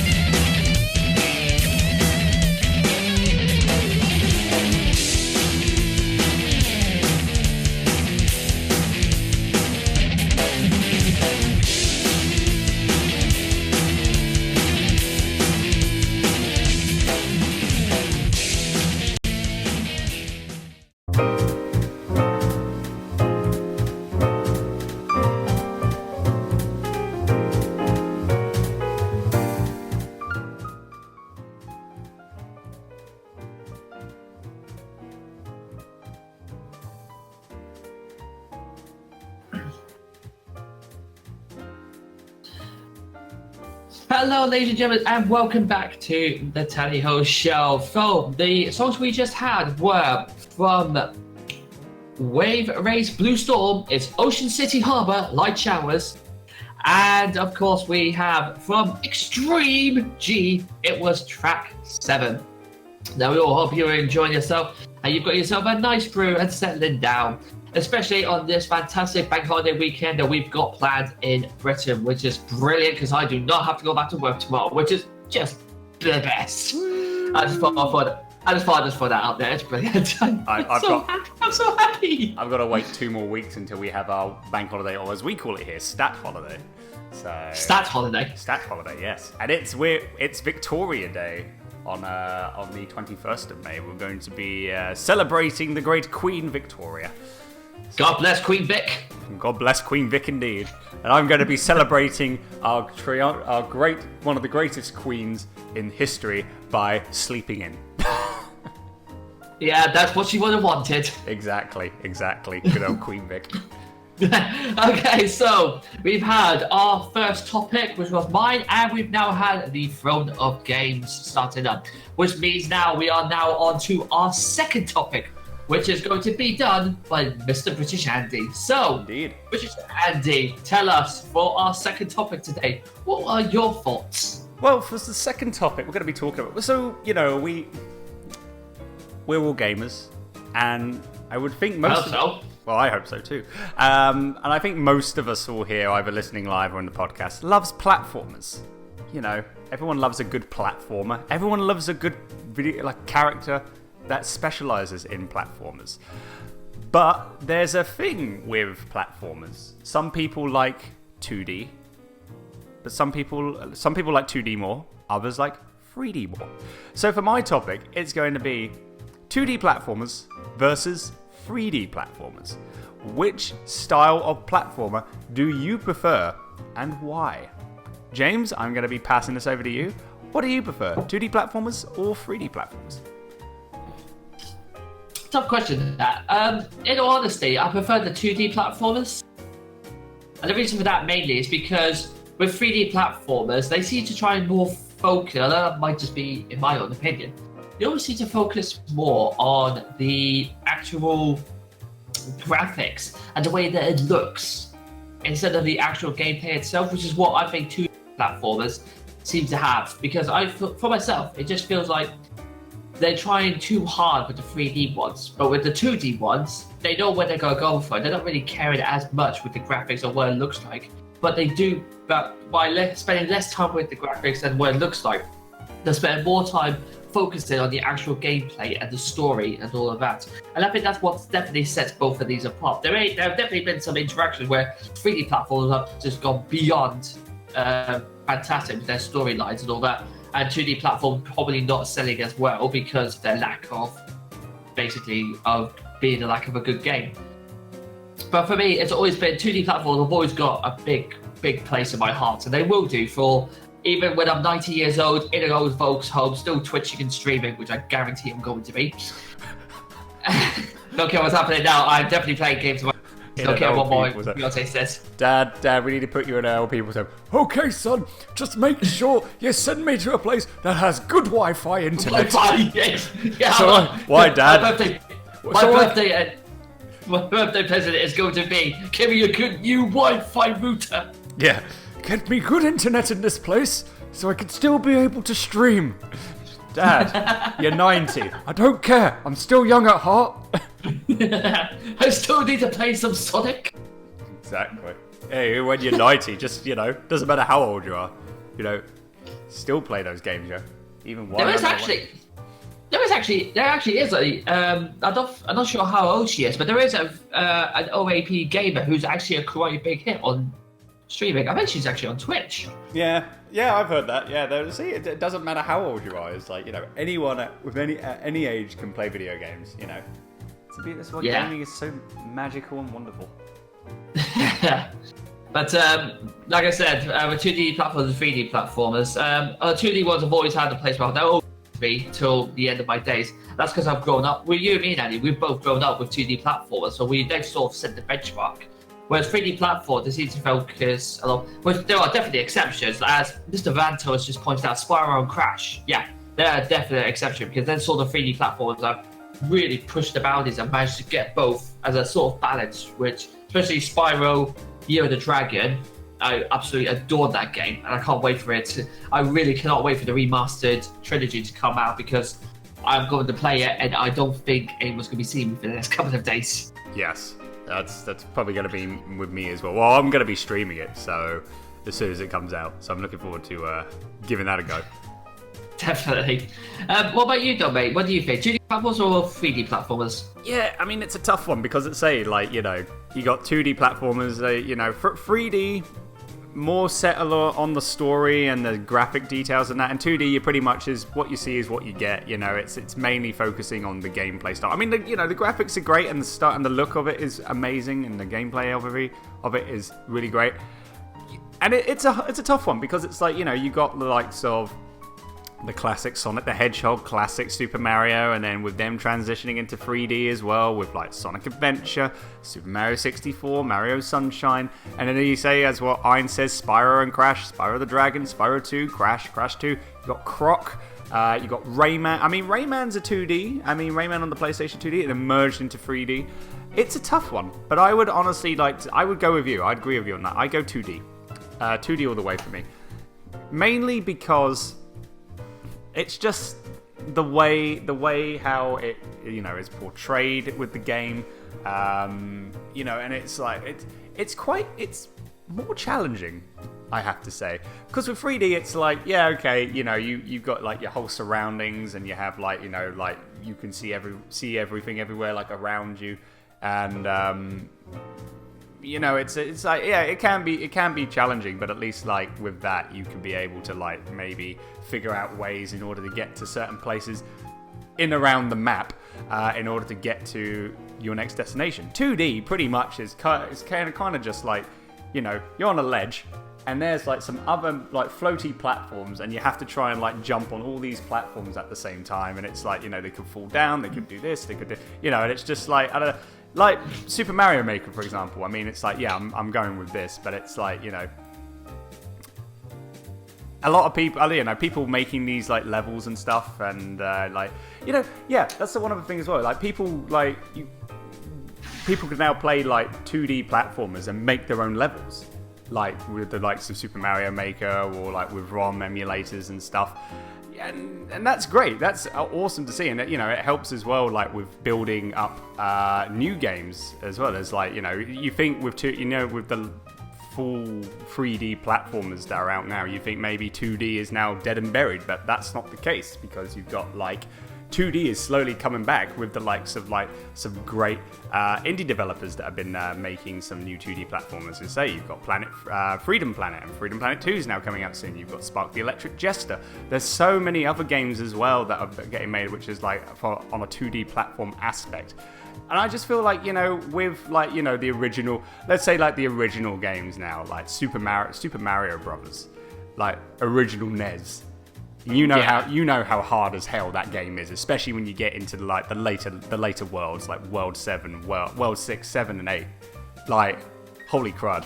There have been times where I've just been I wanted to throw my controller because it's it's just so hard. That was down to skill, definitely. Yeah, definitely. I feel in a way that you get a sense of achievement when you complete say 3D platformers, but you get even more a greater sense of achievement when you've completed a 2D platformer, because the amount of obstacles that you have to go through with those in order to complete the game is just absolutely insane. You got obstacles in 3D, but more obstacles and more challenge with 2D, I'd say.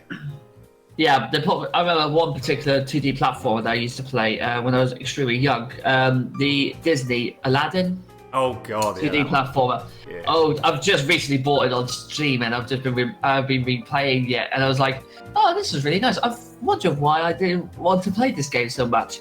And then got to the genie level, and then instantly realised why I hate this game. Because the very popular 2D platform, as you said, but there's a fine line to try and get on each sort of panel, as it were. And if you miss it even by a slight millimeter, then you just collapse and you die. That's it. Game over. But I think that was the main problem I had with 2D platforms because they made it hard, but they tried to make it like stupidly hard to try.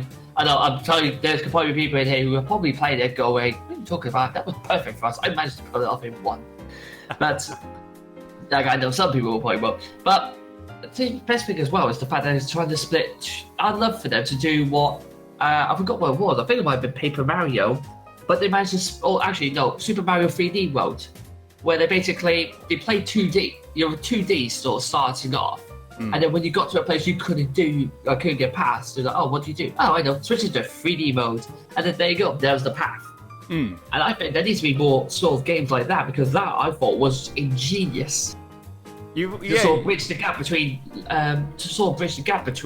2D and 3D in probably one of the best ways possible. They did that with with a Paper Mario game. Was it Super? I think it was Super Paper Mario on the Wii, where it was like a case of it's 2D, and then if something's like a pipe's blocking your way, you just all of a sudden cut out Mario, wonk straight into 3D, and then you can just walk straight past it. So like having those games where you can transition to 2D and 3D, like it does work and it can happen.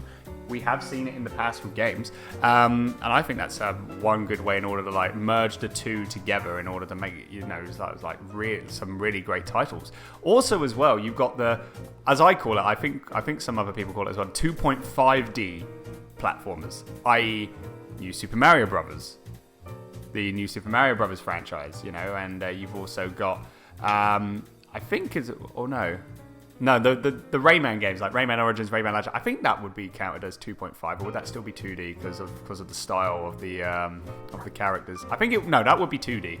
But with the likes of New Super Mario Brothers, you've also got the Castle of Illusion remake as well, Mickey Mouse Castle of Illusion, which you could get. I don't think you could get anymore now, which is sad, but I got it on Steam. But that's a 2.5 platformer where it's like everything is 2D. The style of the game is 2D aspect, but everything is 3D. Like the characters 3D, the environment's 3D. Stuff like that really works as well. Especially with the new Super Mario Brothers games, because they've still got that style of the classic Mario, but you've got 3D Mario and 3D Luigi. Just all the other characters 3D, and it just looks great and works so well. So you can do that as well. But yeah, for me personally, if I had to go with, someone actually had to ask me, say, what would you go for, 2D or 3D? It'll be 2D all the way for me. Mr. Bernardo Ein says, Bubsy, Kikiki. Oh god, yeah, no, we don't talk about that. we don't talk about Bubsy. Bubsy going on 2D and then jumping into Bubsy 3D. Oh god. And then you got the new Bubsy game, which, I haven't got it yet, but I might download it and play it just to see if it's any good. So we just have to wait and see on that. But yeah, no, I think for me personally, if I had to choose, the thing is, well, it's hard because I love Spyro. I love Spyro the Dragon to death. He's one of the greatest 3D platformers that I've ever played. But if I had to choose between playing more 2D platformers or playing more 3D platformers, I'm going with 2D. Because, playing the likes of Super Mario Brothers and, Super Mario World and, Sonic, it's the first Sonic game I played was Sonic the Hedgehog 2. That was absolutely amazing, and then just seeing like all these indie developers as well making all these games, like, these new 2D games like Spark the Electric Jester, Freedom Planet.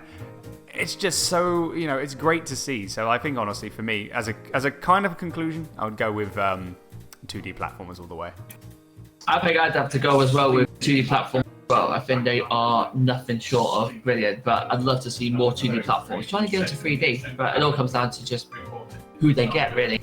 Yeah, well, as I say, with one thing, with when I said on last week's episode, when we were talking about indie games, and one game I did talk about was Spark the Electric Jester, that Lake Feeperd, the awesome gentleman that did make Spark the Electric Jester and also made the fan game Sonic before and after the sequel, is now making a 3D platformer called Folk the Electric Jester, which is, as I say, Folk the Electric Jester is Spark the Electric Jester's metal counterpart. So we're actually seeing a transition on the second game from you play as Spark the Electric Jester in a 2D environment. Now you're playing as his metal counterpart Folk in a 3D environment. So it can happen when you can see like games and characters like newly made in a 2D aspect can, transition to 3D. The question is now, it's a case of like, will it work, will it not work? It's kind of like a hit and miss thing, and sometimes you have to take that risk to see if games that work really well in 2D, can they work even better when transitioning to 3D? I honestly think that after playing Fault the Electro Jester, that it works really well as a demo. I'm looking forward to trying it out when the full game gets made. But I honestly think that it can happen. I say it is a bit of a hit or miss, but I think like if you want to take that risk and give it a shot, I'd say do it, and it can work. So I'm looking forward to definitely playing Fault the Electro Jester when it comes out. I think maybe next year, I'm not too sure, but it's just seeing things like games from 2D merging into 3D. It can work. It can work. Yeah, I think so. I think like I said, it definitely would work. It all depends on the game itself and the story, because they both go in hand. You get a good story behind a 2D platform and they will work perfectly. Not for 3D though. If a 3D has a good story, then they'll definitely work. Indeed, I agree with you there. So, as a conclusion, James, 2D platformers versus 3D platformers. I'm gonna have to go with 2D platformers. They've been my bread and butter for the past time as a gamer. So I don't think I could ever get into 3D platformers without 2D. So they're the ones who started it off. So it's gotta be 2D. And yeah, for me as well, like 2D, it's like how it started off. I mean, I forgot to say, my first ever 2D game that I played was Super Mario Land on the Game Boy. That's started me off playing games, and really amazing, fun little game to play as well. So yeah, I'd say like it's nice to see, you see our iconic video game characters from 2D merging into 3D. It is great. 3D games as well, like just 3D platformers. They are great. They are a lot of fun to play. I say you've got your Spyro, your Crash, your Croc. You got your Rayman when he merged into 3D with Rayman 2, Mario and Sonic merging into 3D. They are 3D platformers are a lot of fun and tremendous. You also got like a Hat in Time. There's another game, a Hat in Time, which is supposed to be a really amazing platformer, which I really want to play. I have seen streams of it, and I definitely want to jump into that at some point. Yeah, I've seen that online, and it looks amazing. So, like I say, 3D platformers they are a lot of fun, and if you have a good story with a 3D platformer, you're set for a good game. But for me personally, I have to go with 2D. It just brings back some good nostalgia feels, and they're more challenging. I feel like they're more challenging, especially when you get closer to the end of the game is when things start to pick up, and it's like, oh god, here we go. So yeah, for me personally, 2D platformers all the way. Yeah, there was definitely 2Ds, definitely. Although Johnson turned around and said 3D then 2D, so yeah. And I like collectibles, so it might be a bit different for our guys in the chat room. Yeah, and to say anyone listening in right now or listening to the podcast may have a different opinion to that.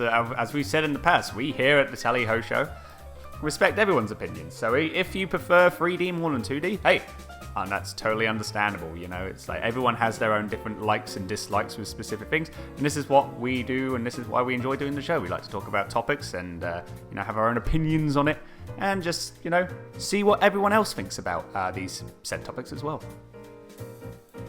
Absolutely. I know Edgehead has also turned around and said, that was the first platform series I started with. I mean, the 3D. No. See, yeah, there you go. See, Edgehead says that he jumped into 3D platformers like when he first started. So I mean, it's like, and that's great. It's it's good to see that a lot of people started playing platformers when they were in the 3D aspect, and they prefer 3D more than 2D. So it's it's like you have your own opinion. We respect that, and that's what makes honestly this show great actually. And even Ginger says he grew up with 3D. So yeah, again, so say. People like 2D more, people like 3D more, and it's like either if you've grown up with a certain like version of platformers, or it's just a case of you play both and you prefer one of them. So a lot of people liking like either one, which is great. Okay, yeah. On that note, I think we should get on and play some more musics I'm going all over the place with my words now. I'm blah, blah, blah. Hey. Absolutely, I'm more than happy to do with the songs if you want, buddy. Yeah. So what songs have we got for this time now, James? Okay, so since for the first lot it was my song, your songs, it seems only fair that we now go for we unite in our love for our game, for our songs. Unite. So we're both united. United Canadianness. The United Canadian Kingdom. Yeah. I don't know. I'm just making words up. Civicdom. Yes. I don't know. There you go. Anyway. We are going into two of our songs that we have picked for this one. We're going to start off with my song, and this is from a game that I absolutely adore. The series has been brilliant, and this is kind of an odd song, I feel, because you actually interact with this song, which I thought is very, very weird, but it's still a fantastic game. It was a brilliant song, and I'm ready because this is the opposite of what I do with my job. So, from Monkey Island 3, The Curse of Monkey Island, this is A Pirate I Was Meant to Be. And you're listening to The Tally Ho Show with me, James. And me, Andy. And we shall be back very shortly. Enjoy the songs. We're a band of vicious pirates sailing out to sea. When you hear our gentle singing, you'll be sure to turn and flee. Oh, this is just ridiculous.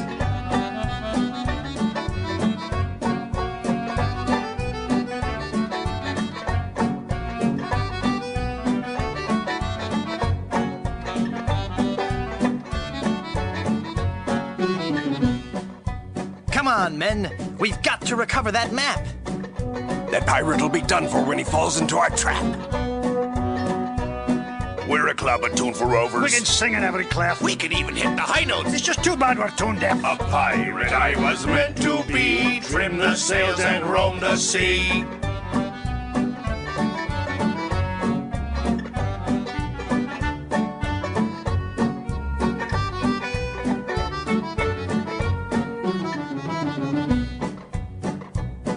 Let's go defeat that evil pirate.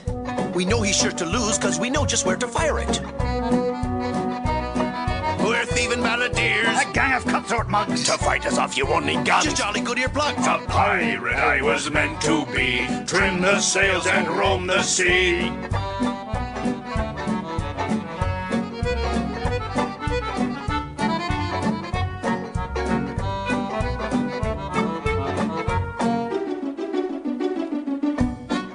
All right, crew, let's get to work. Our vocation's a thing we love, a thing we'd never shirk. We'll fight you in the harbor. We'll battle you on land. But when you meet singing pirates, There'll be more than you can stand. Oh, that was a good one. No, it wasn't.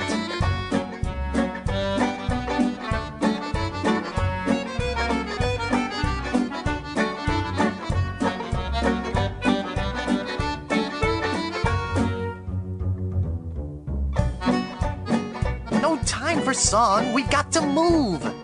The battle will be long, but our courage we will prove. We're a pack of scurvy sea dogs. Have we pity, not a dram? We all eat roasted garlic. Then sing from the diaphragm. A pirate I was meant to be, trim the sails and roam the sea.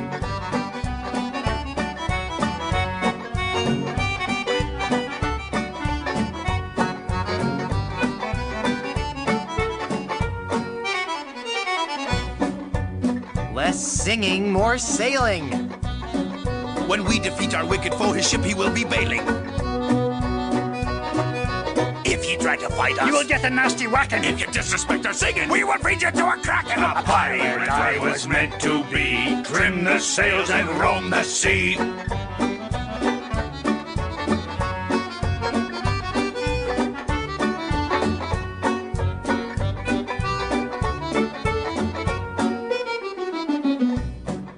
I'm getting so sick of you guys and your rhyming. We're ready to set sail, though the cannons need a priming. We're troublesome corsairs, and we've come to steal your treasures. We would shoot you on the downbeat. But we gotta rest by measures. A pirate I was meant to be, trim the sails and roam the sea.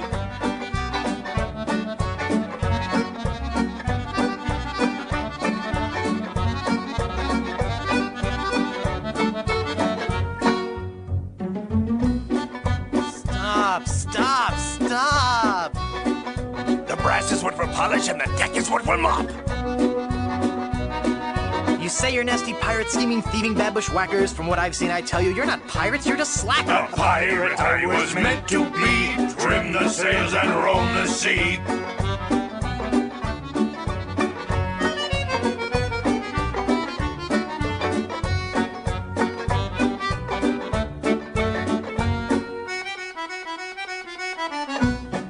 We'll surely avoid scurvy if we all eat an orange. And, Door hinge? no. Guess the song's over then. Guess so. Okay, back to work. Well, gee, I feel a little guilty now. Hello again. Just checking to see if you've done the dishes or not.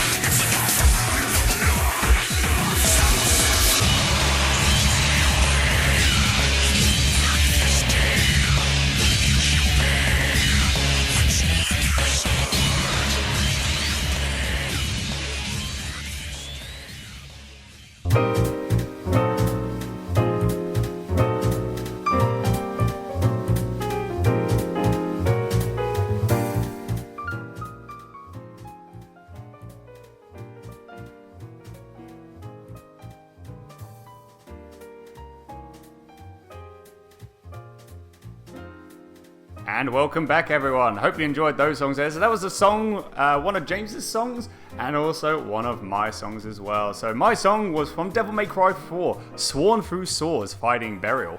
And then from Monkey Island 3, The Curse of Monkey Island. It was a pirate I was meant to be. Trim the sails and roam the seas. Such a good tune. I love it. I was dancing to that. I am not sorry. No, I have no shame. I gave a little jiggle to that as well. It's one of those songs that, you know, when you hear it, like you know the lyrics. You know exactly what it is. It's like, oh, it's so good. It's so good. It's so good. We're coming up to the end of the show. Oh no! Hopefully you guys have all enjoyed yourselves with the amount of randomness that we have been blasting through the interwebs, and also me. Yeah. And more importantly, you've been drinking your cups of tea. Exactly indeed. So we're going to end things off with a listener topic. And by the way, guys, as I say, you can send us gaming topics for us to discuss for future shows. If you want to do that, if you're live listening via Twitch, just type in !tallyho, all one word, in the chat right now. You'll get our email address, which is thetallyhoshow@gmail.com. Send us an email with the subject Tally-Ho topic, with any gaming-related topic you want to talk about, and it may get talked about on a future show. I say may, it probably will. Probably will get talked about on a future show. If you're listening to this on the podcast, again, email address thetallyhoshow, all one word, thetallyhoshow@gmail.com. Again, send us an email with the topic, Tally-Ho topic, and I say, we may talk about your topic on a future show. For this topic, this has been requested by Iron Yoshi. Now, he was talking about this quite a bit. I think it was on episode 1 and episode 2 when he was in the chat. I mean, especially I think episode 1, because he was talking about, he wanted us to talk about the console wars, like back in the day. So I thought, like, you know, why don't we use that into like a topic, so to say. And thank you very much for that, Edge, for posting that in the chat, man. Greatly appreciated. So the topic that we have for the listener topic is from Iron Yoshi, and we have it as Console Wars: The Reckoning, past, present, and future. Now, what I say by that is, you know, we've seen console wars in the past. We've seen console wars today, you know, in the world, and we have just we're going to ask ourselves, what do you think the console wars are going to look like in the future? So, James, your thoughts on console wars from the past and the present, and what do you expect? What clashes are you expecting is going to happen in the future for the gaming? The fact that console wars are pretty much probably the most bloodless war I've ever known of. There's a lot of electronics on the floor, don't get me wrong, but it'd be a case of, I love the fact that with Xbox, Microsoft, and Sony with the PlayStation, and Nintendo as well, or there used to be a 3 major battle horse, didn't they? Like when we were starting to play games, where they had the Wii, they had the Sega, the Dreamcast, everything like that. The PlayStation, the Xbox, and the Wii, that's what I meant, sorry. You've always had those 3 at each other's throats pretty much the entire time, where Xbox relied mostly on graphic designs. The PlayStation relied on the playable side, whereas Nintendo did it just for like, hey, look what we can do. Just for shizzles and giggles. That sort of way is going to be, I think that's the sort of way that the wars are going to continue. I know nowadays it's now come down to just it's pretty much a 2-horse race. Nintendo has sort of gone out of the way. It's mostly now the fight between Xbox and PlayStation. And with the Xbox One X has just come out, and the unnamed PlayStation 5 that's just that I believe is probably going to be released soon, because we've had a lot of rumours going around it, and Sony have dropped rumours as well about it. The console wars, I don't think it's going to end for a while until basically someone buys up Microsoft and Sony, which I don't think is going to happen for a long, long time. Nintendo. I mean, sorry. Nintendo might find their way. I've something stuck in my throat. Yeah. Oh, how ironic would that be, though? The console wars of the past, the present, is defeated by a company run by Nintendo. In the future. Nintendo is like Disney in the gaming industry. They're just going to buy everything out. With Disney buying out. Also, because I love the fact of some guy from Nintendo, like with an Xbox like miniaturized figure and a PlayStation miniaturized figure, and they're playing like Risk on the board game. Oh dear God. That would be interesting to see. Probably won't happen. I mean, but you know, you can only dream sometimes. Yeah, a man can dream, man. A man can dream. Yes, indeed. Oh goodness. No, but the wars itself, I think there's not going to be an end to it. But I also think that's probably a good thing, because each company is always going to try and outdo the other one. And I think with more companies getting themselves involved in trying to make themselves better than the other players, then they'll try and up one on the opposite, and so on and so forth until we get to a stage where something 20 years ago when we were younger, where we thought never would exist in our entire time, could become the new gaming phase of the future, which I think is going to be incredible. I agree. It's funny with, like you say, console wars in the past. You say you had the two head honchos that with the likes of Nintendo and Sega.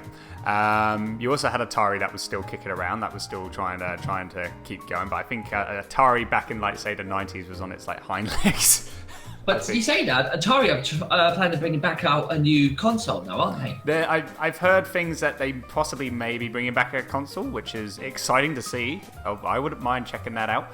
And then, as you say, you've also got the likes of Xbox, PlayStation. PlayStation then came into the mix during the 90s and pretty much kicked the curve out of Nintendo and Sega. And then you got the likes of Microsoft coming into the early 2000s with the likes of the Xbox, and then you had the Dreamcast, PS2, and the GameCube that were having duking it out. Atari, yeah, that was it. Nick says Atari Jaguar was the nail in the coffin. It was. They tried it. They tried to get into the 64-bit era, but apparently it wasn't to be with them. Unfortunately, I want to get a Jaguar at some point. You can also say the Dreamcast though was a final nail in the coffin for Sega thingy. Yeah, Sega. I mean, it's like, but the Dreamcast was way ahead of its time, the console, and it was really, it's by far one of the most amazing consoles ever made by a company. The only problem is that it was way ahead of its time, and I think what people considered it the downfall, which was very, very sad. And a lot of people, you got the likes now with Sega bringing out the Sega Mega Drive Mini. You start wondering, you think they're going to make a new home console? That they've said that they probably won't do that, but you never know. You never know what might happen in gaming in the future. I think Sega's more focused with software now than they are hardware. Now than what they think the future will probably lie with software. Pretty much, yeah. But you never know. Again, a man can only dream. Yeah. But let's say console wars in the past, when we were kids, we didn't really think about it that much. I'm guessing people that were teenagers or young adults back in those days, it was huge, absolutely huge, with the amount of stuff that were just popping out from with accessories, games, new consoles coming out, just things to try and one up the other competitor. And with Sega bringing out say Sega CD, bringing out the Sega 32X, coming out with the Saturn, trying all these new things, new ideas to try and get people to still buy the products and enjoy the games that they make. And same thing with Nintendo. I mean, you had the Super Nintendo back in the day, and then you got they only they only had a few, but when the N64 came out was then it then freaking exploded. And how I think mainly during the early 90s, early to mid 90s was when Nintendo I think was ahead of the pack. Ruler ahead of the pack, and then Sony comes on, because bear in mind, if you don't know this, apparently Nintendo and Sony were going to be teaming up to make a new console, but then Sony backed. Nintendo, was it Nintendo or Sony that backed out at the last minute? Because I remember hearing different things about it. Nintendo backed out at the last minute because I think what was it? Sony were asking for shares or to gain access to Nintendo's IPs.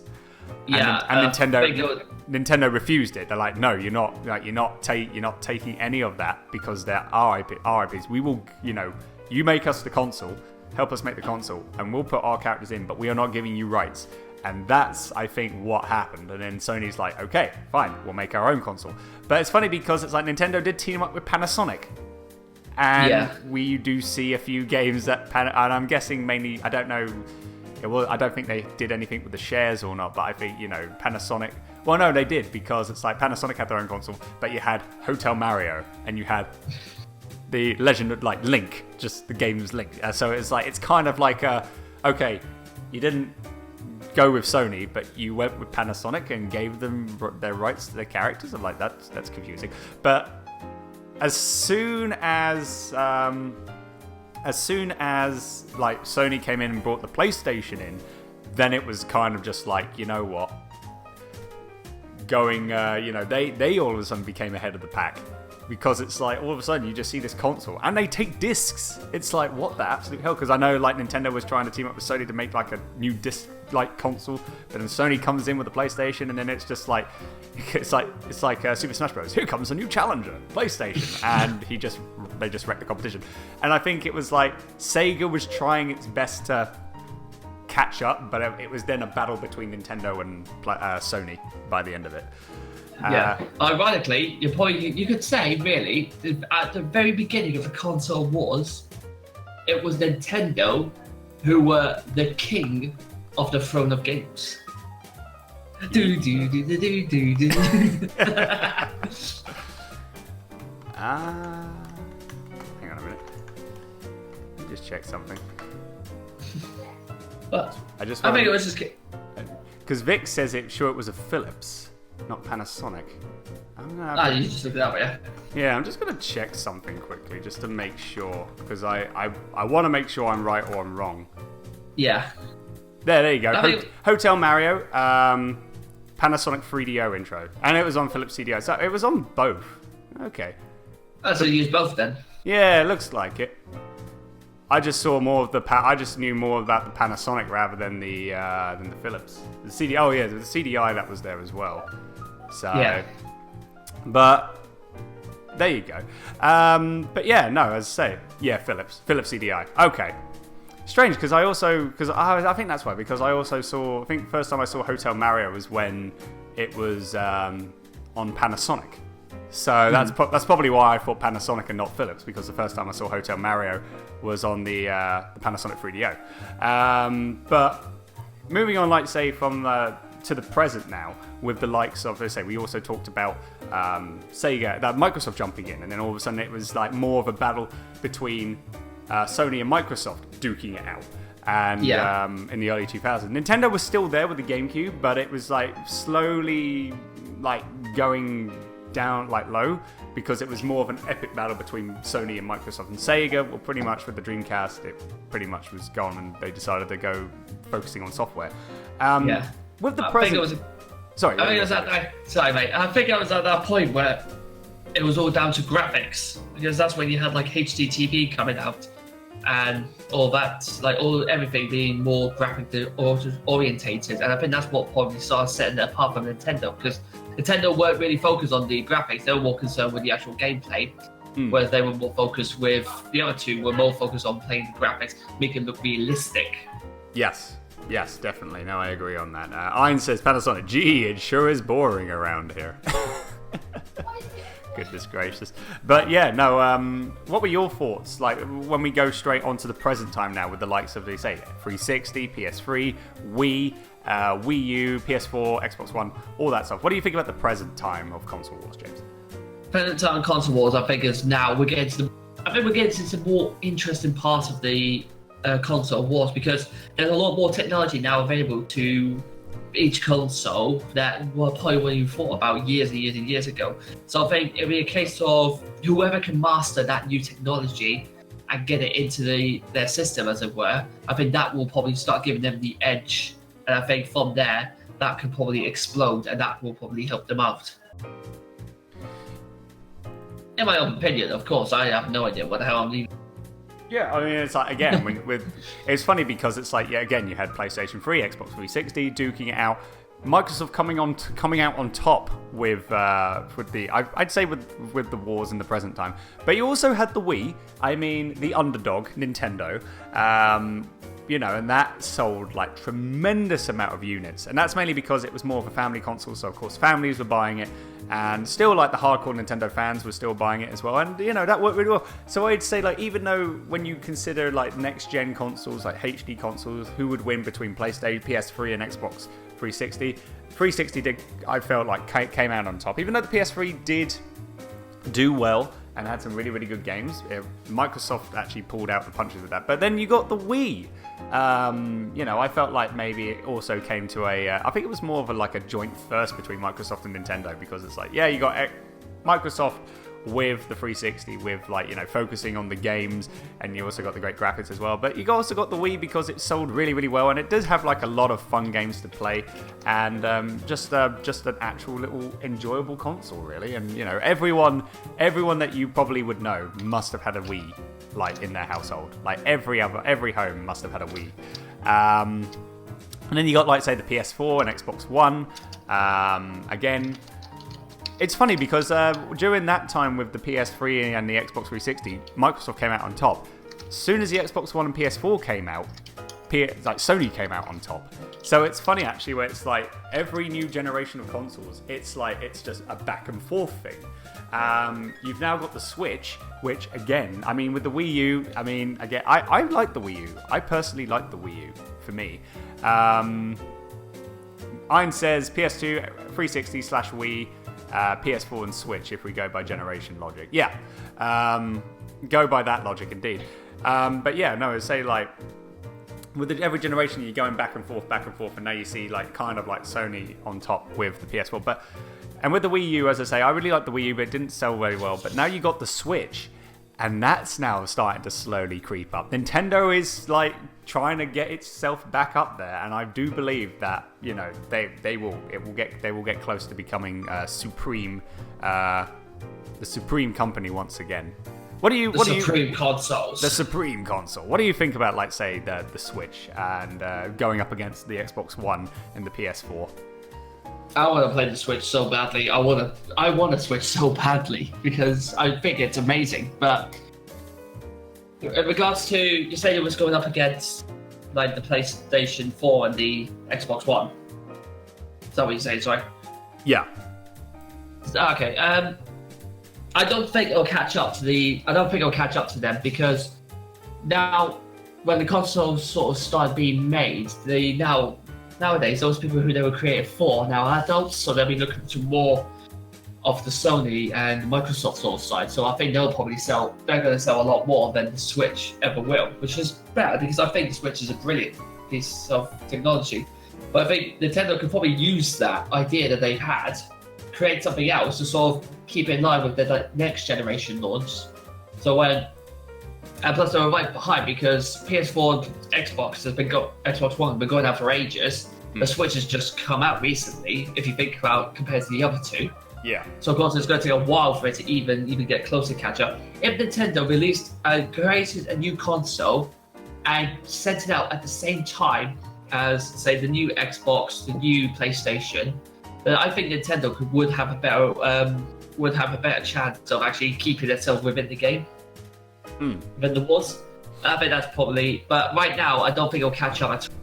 Even though it is brilliant and I love it to pieces, even though I've never played it, but it just looks amazing. I think it's come a bit too late for Nintendo to make any major difference. I can see your point in that, and, you know, yeah, as you say, it does. It's probably too late for them to actually try and get up there. But I would say maybe give it a little bit more time before the new Xbox console, the new PlayStation console comes out. I think give it a little bit of time. Switch will be up there. So I agree with you. I agree with you say there, sir, but I also disagree at the same time. Let's agree to disagree. Indeed. So speaking about that quickly, let's go on to the future, then we'll have a conclusion, and then we'll end off with the Throne of Games. So, the future. What do you see the future of consoles and the console wars to be, James? The future of the console wars, it's going to go on long and long and long before pretty much when we bit the dust easily. Yeah. Because there's so much more gaming technology that's still to be created. And with VR now becoming one of the big things, I think the first company that can get it cheap and integrated within one of their consoles, I think could win a huge number of players because everything's now trying to go over to VR because it's sort of the new big thing about the world. Yeah. So if they get VR and sorted, I know we've got like the HTC Vive and with Oculus Rift and all that. But if one of those companies works exclusively for a particular company and can sort of like cheapen down the VR headsets, then they will just blitz out of the starting ground. And I think that more with the console wars, the future of it would depend really on I suppose just as long as the other companies keep up with whatever's out there and keep up themselves and some of the competitors, Nintendo will definitely make a new console. There's no doubt about it. But they can't stop making consoles and games. No. They've got so much. They've got so much as their flagship and so much more money they can bring out. It's unbelievable. They'll be keeping going for a long time. That's for sure. Yeah, that's for sure. I think I heard actually it was a case of even if Nintendo make a loss every single year, like major losses every year, the company will go into bankrupt at least until 2040. And it just shows you how much money Nintendo has got from its own previous sales and its consoles and its games, which I think is incredible. It is. It's amazing to see, like, you know, how much, like, the money that they made from, like, the previous consoles back in the day.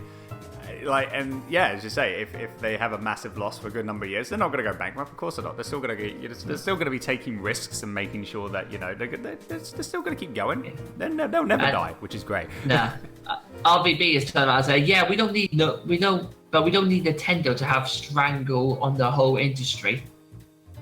I do. We kind of want Nintendo. I want Nintendo to stick around. Yeah, I want Nintendo to stick around as well.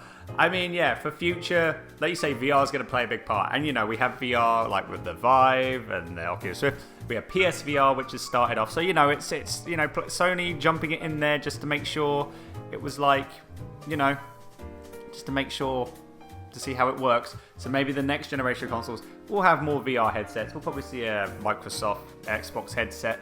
Nintendo, if Nintendo of America say, okay, fine, we'll put VR in our games, then we'll go on.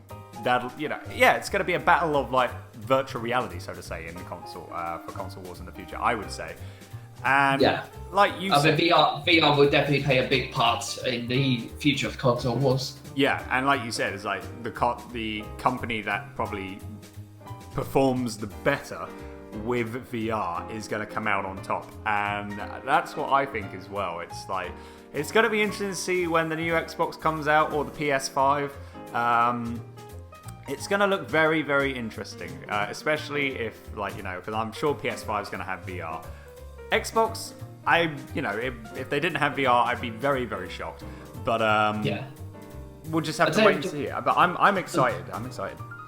Yeah, the one thing I would love to come out for the future of console wars, I know it sounds a bit ironic, but I want them to unite and do inter-console connectivity.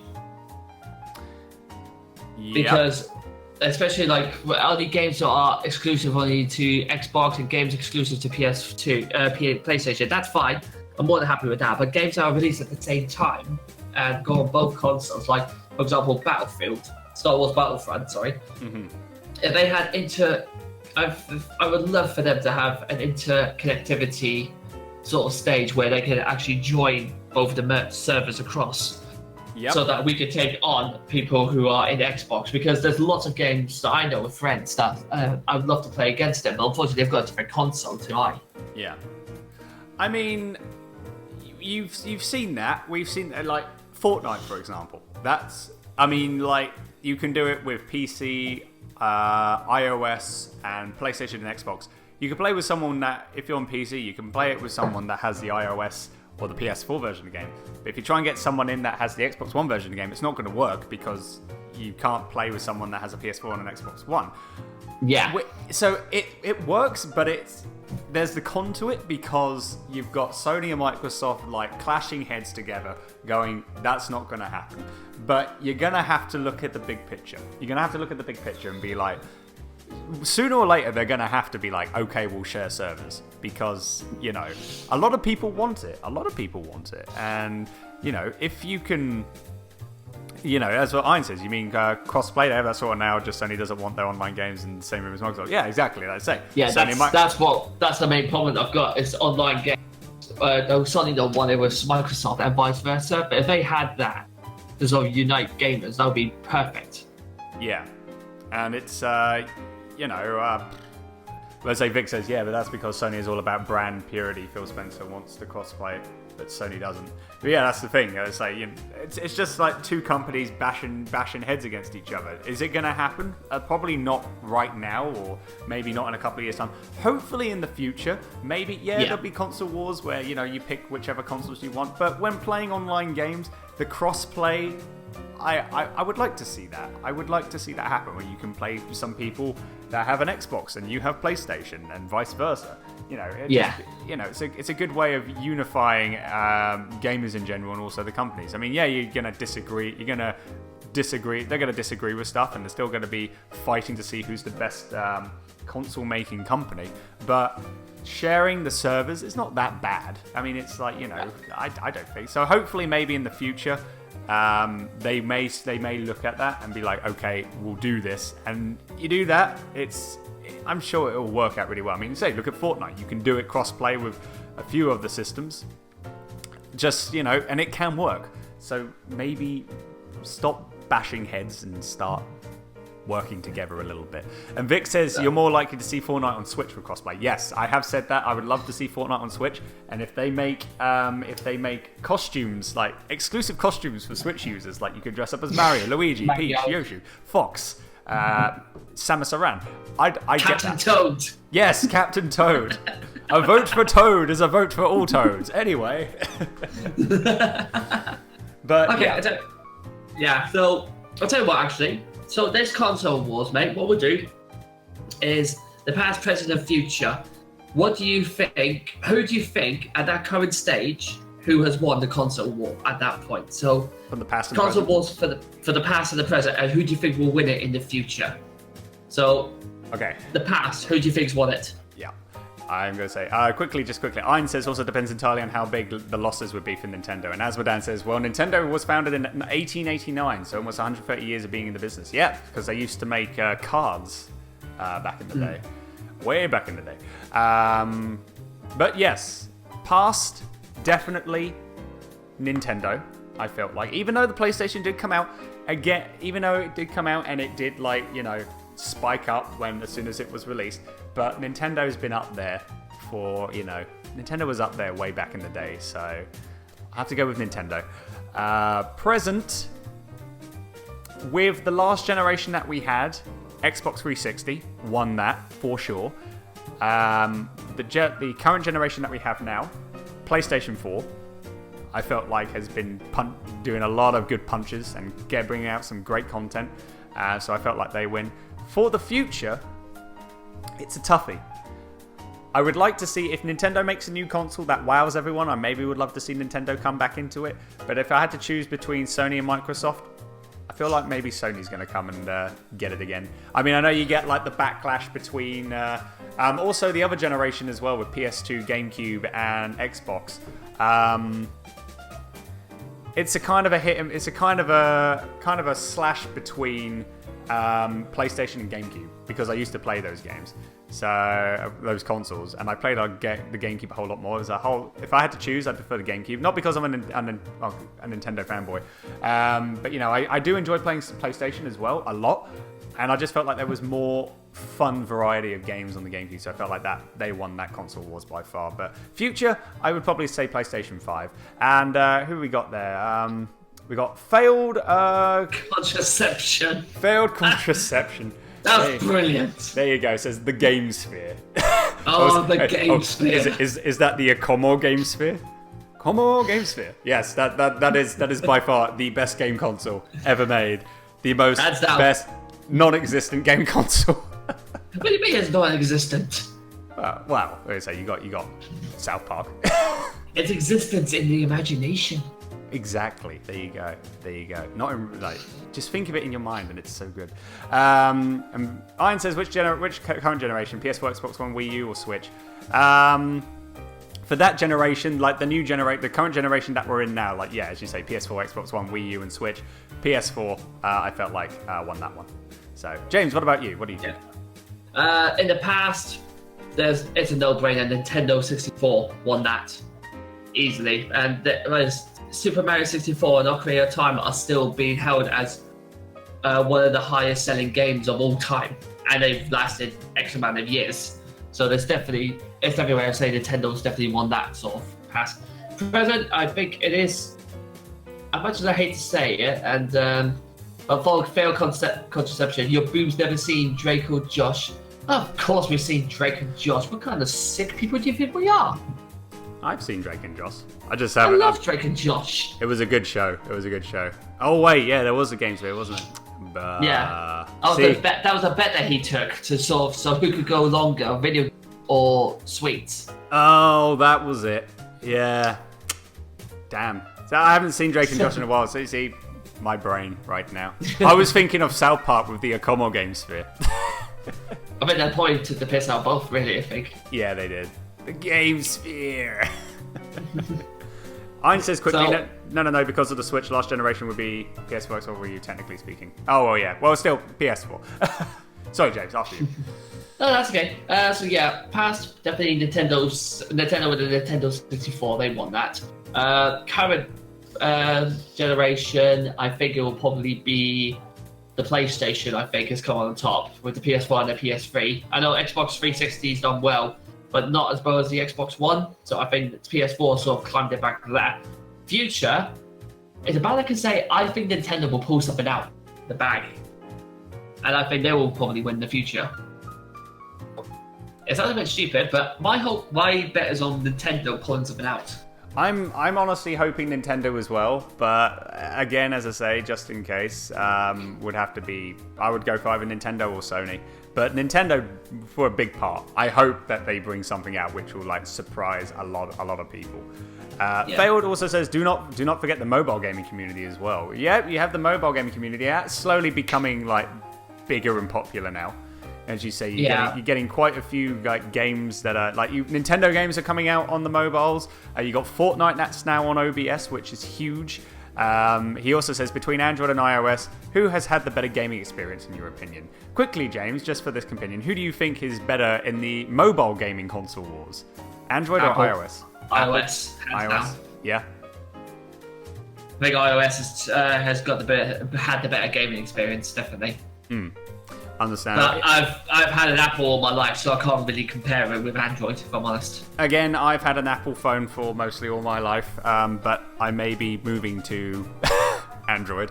Going to getting a Google Pixel because that'd be freaking sweet.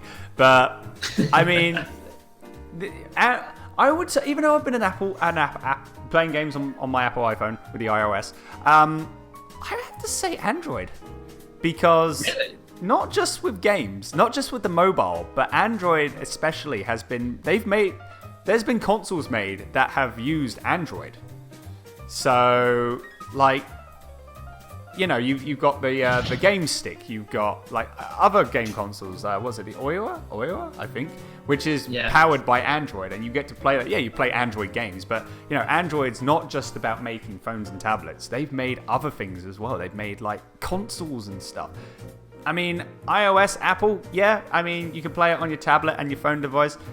We haven't seen like an Apple console. I mean, we got Apple TV. You can play games on your Apple TV, but I haven't seen like an actual Apple console. Will Apple make a console? I don't know. Maybe that might be the future. Maybe. Apple will just take over the world. It's not Nintendo that's going to take over, it's Apple. First Starbucks, now Apple. Yes, pretty much. And Failed says, I've been eating apples all of my life as well. Boom. There you go. Nice one, Failed. And Asmo quickly says, I can play Super Mario RPG on my Android, so I think that makes Android wins. Yes. I can also play Pokemon on my iOS, so... It's a toughie. Yeah. Actually, we could maybe use this as a new subject later on. We could indeed, actually. We could talk about Android and iOS. iOS, because both... What are you thinking about? When are you thinking of getting the Google Pix? Hopefully, well, maybe next month. Depends. So maybe we can talk about it on season 2. Who knows? Yeah, season 2 would be which is better, Android or iOS? I have a definite idea because I'll be iOS still. You would have moved over to Android and had a better idea. Before I know, you may have turned Android. Yeah, who knows? We'll just have to wait and see. So yeah, we go. Premiere season 2 premiere topic. iOS versus Android. We've got 4 more episodes to go for season 1, and we've already made plans for season 2. We're on fire. There you go. Yeah, we've already made plans for season 3. That's how far we've thought about this. I know, Jesus, it's crazy. And Ein says, no question, Android. And Failed says quickly, well, I believe Android has more variety for options. You can download emulators and other applications that could have been made for a computer, while iOS is strictly limited in its own software. True, but as I say, like, you can also do emulations with iOS as well, as what James says. You can play Game Boy games or Game Boy Advance games on your iOS. So, I mean, it's like, we'll talk about this in a future topic. I think that's a great idea. But yeah, just quickly as a conclusion, James, sorry, you were saying that in the future, you hope Nintendo will pull out the punches. I think Nintendo will pull something out of the bag in the future. So I think they'll win it in the future. Sounds good. So there we go, guys. That is our topic for today. Well, for this third topic. Nick quickly said, actually, Apple did have a console. It's called the Apple Bandai Pippin. I'll have to look that up, I think. Yeah, I'm gonna have to look that up. So they were in the console. They were in the console side of things. But maybe, who knows? Will they make a new console? We'll just have to wait and see. Do you know what we have? You know what's time now where we've been waiting and seeing for so long, but I think it's now time to find out who. I think it is, mate. What's gonna happen? It's this. It's the throne of games. Indeed. So I'm putting in the poll one last time. If you are new to the show, I say welcome for coming by, and you don't know what the heck we're talking about. Throne of Games is a little segment that we do live, where you guys can vote for 2 video game characters, one that I have picked and one that James has picked. James has Fox McCloud as our current king of the Throne of Games. I have Toad as the competitor. We've talked about our likes for the characters. We've also talked about the cons of our opponents' characters. And we've also given our minute to sweeten the deal to see what character you would like to see be on the throne. So there is the poll, guys. Quickly vote right now because the poll is going to be closing very, very shortly. So before we begin, Feld says apples. Has anyone ever told you not to play with your food? Yes, but... How long have you been wanting to use that joke? Because it seems like you've been waiting a while. He's been waiting all his life for this moment. Yeah. And he picked us. He picked our channel, which is great. We feel honoured. We feel very honoured to be hit with those puns. So James, your character, Fox McCloud, as the current king of the Throne of Games. Do you want to talk a little bit about Fox more for the people that have just joined in, and why they should vote for it? Simple reason. Fox has been around since, as I said before, he's been around the 90s. He's been a fantastic person. He works tirelessly to help other people around the universe, which makes him a perfect candidate for our king of the Throne of Games. He's a charismatic person and an ambassador, no less. He's a jack of all trades, master of some. He doesn't need to worry about being worried about it. He's a natural leader, and I think that's why he should be our king and continue to be our king of the Throne of Games. There you go, there's Fox. And I have for my competitor, Captain Toad. He's not... Ow.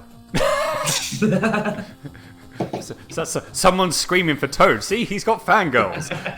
Captain Toad is that memorable. He's even got fangirls screaming at his door. But yes, no, he's not your average Toad. He's a Toad that wants to go out, seek adventures, find good loot, explore not just the world, but galaxies and the universe as well. He's there just to go out and just show people and motivate you, as well. Just to, he goes out on adventures and explores new things, goes and interacts with different cultures and make new friends along the way. And he motivates you as well to do the same, to go out, enjoy the world, see the beauty of it, and explore and meet new people. That's what Captain Toad does. You might not think of it at first, but he does when you delve deeper into his life. As I say, he's not your average Toad. He is a one of a kind, and a vote for Captain Toad is a vote for all Toads for the Throne of Games. And now, I believe it's time. I shall do the honours of getting the results. James, are you ready? 1 second, just get everything ready. Okay. Do you have a drum roll, or should I do one? Oh no, I'm trying to look for the drum roll right now. Okay, we'll search for the drum roll. Oh boy, this is gonna be very intense actually, because you don't know. You don't know. I don't know. You don't know what's gonna happen. No, I haven't got a drum roll, but I do have something else just in case. Okay, so somewhat of a drum roll, please, James.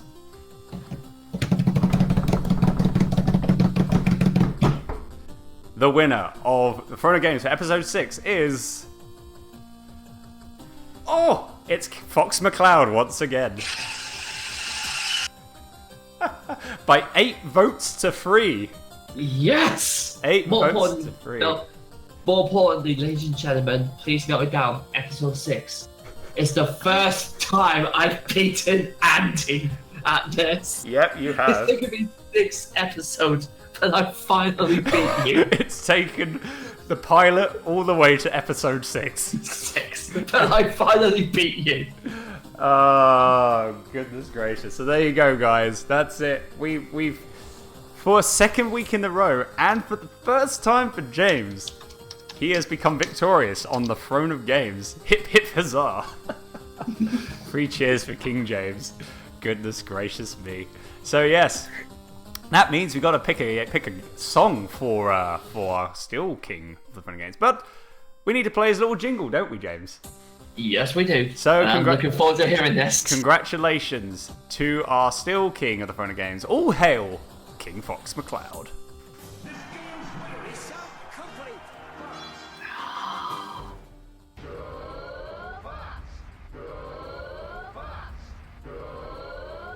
And the crowd's still going wild for Fox McCloud.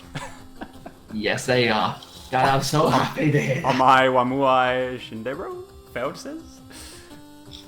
Like hip hip hooray and all that jazz. So that means also one thing. Because episode 7, the next episode, we may be having another guest on. Just need another guest on the show. I just need to get it confirmed and make sure that everything's still okay. And if we do, they are going to be challenging you, James. Oh, bollocks, I didn't pick it up through. Yeah. So I'm taking a break right now because I've had to deal with pretty much 2 guests. 2 guests kicking my butt very badly. It's like, so it's your turn to face the guest. Who is it going to be? You have to find out in the next couple of weeks. The next episode of the Tally Ho Show it's not going to be on May 20th. Because there's going to be something very special happening on the Twitch channel, which will mean that I will not be able to physically and possibly mentally be able to survive to do a show at the same time. He wants to recover for the fact I've just beaten him. That's why he's doing it. Okay, sure, go with that. The next episode is going to be on Sunday, May 27th. That is when we are going to be having the next Tally Ho Show, where James is going to be in his new place. Hooray! Hooray, indeed. Asmodan says, is it me? Oh, well, you just screwed it. Thanks, man. It's Asmodan. You should have said no, Andy. You should have said no. No, it's fine. We may get Asmodan on a future show. Who knows? Oh, since our king won, Lex wins. Gosh dang it. That doesn't count, Edge. Oh. That is a bad thing, actually, Andy. Why? Because I did just say, spoiler, I win. Sorry, I might just... If you're listening to SoundCloud, ladies and gentlemen, I apologize for spoiler earlier. I did not pick that one. You ruined the show. You ruined the show. I didn't ruin the show. Just a massive spoiler. God. To be honest, I could have been worse. I could have gone around and been absolutely idiotic and said that whatever happens at the end of Infinity War... No. Don't do that. Because I don't want any people sending me hate mail or sending hate mail on their email. Why did you spoil Infinity War? Damn it! Like... Damn it! My microphone muted. Oh really? Oh well, that's a shame. Oh goodness gracious. Okay, so I'm gonna quickly find a song, and I know exactly what song I'm gonna play. I just need to get it downloaded first, and then we're all ready to go. But yes, guys, that is it. That is the end of the show. It's the end of episode 6. James, how have you felt about this week's episode? As always, it's been bloody-tastic to do the show, and more importantly, I won. So bragging rights. It's even better. It's made the show even better. Yeah, that's true. I mean, yeah, you're happy on that. Yep, now I have to continue. My winning run for our special guest, which I'm not looking forward to. Yeah, no, you got to deal with that, eh? Oh dearie me, James. This is going to be very odd to be this side to actually be the one partaking in Throne of Games with our special guest. See, you get to experience that. How awesome, man.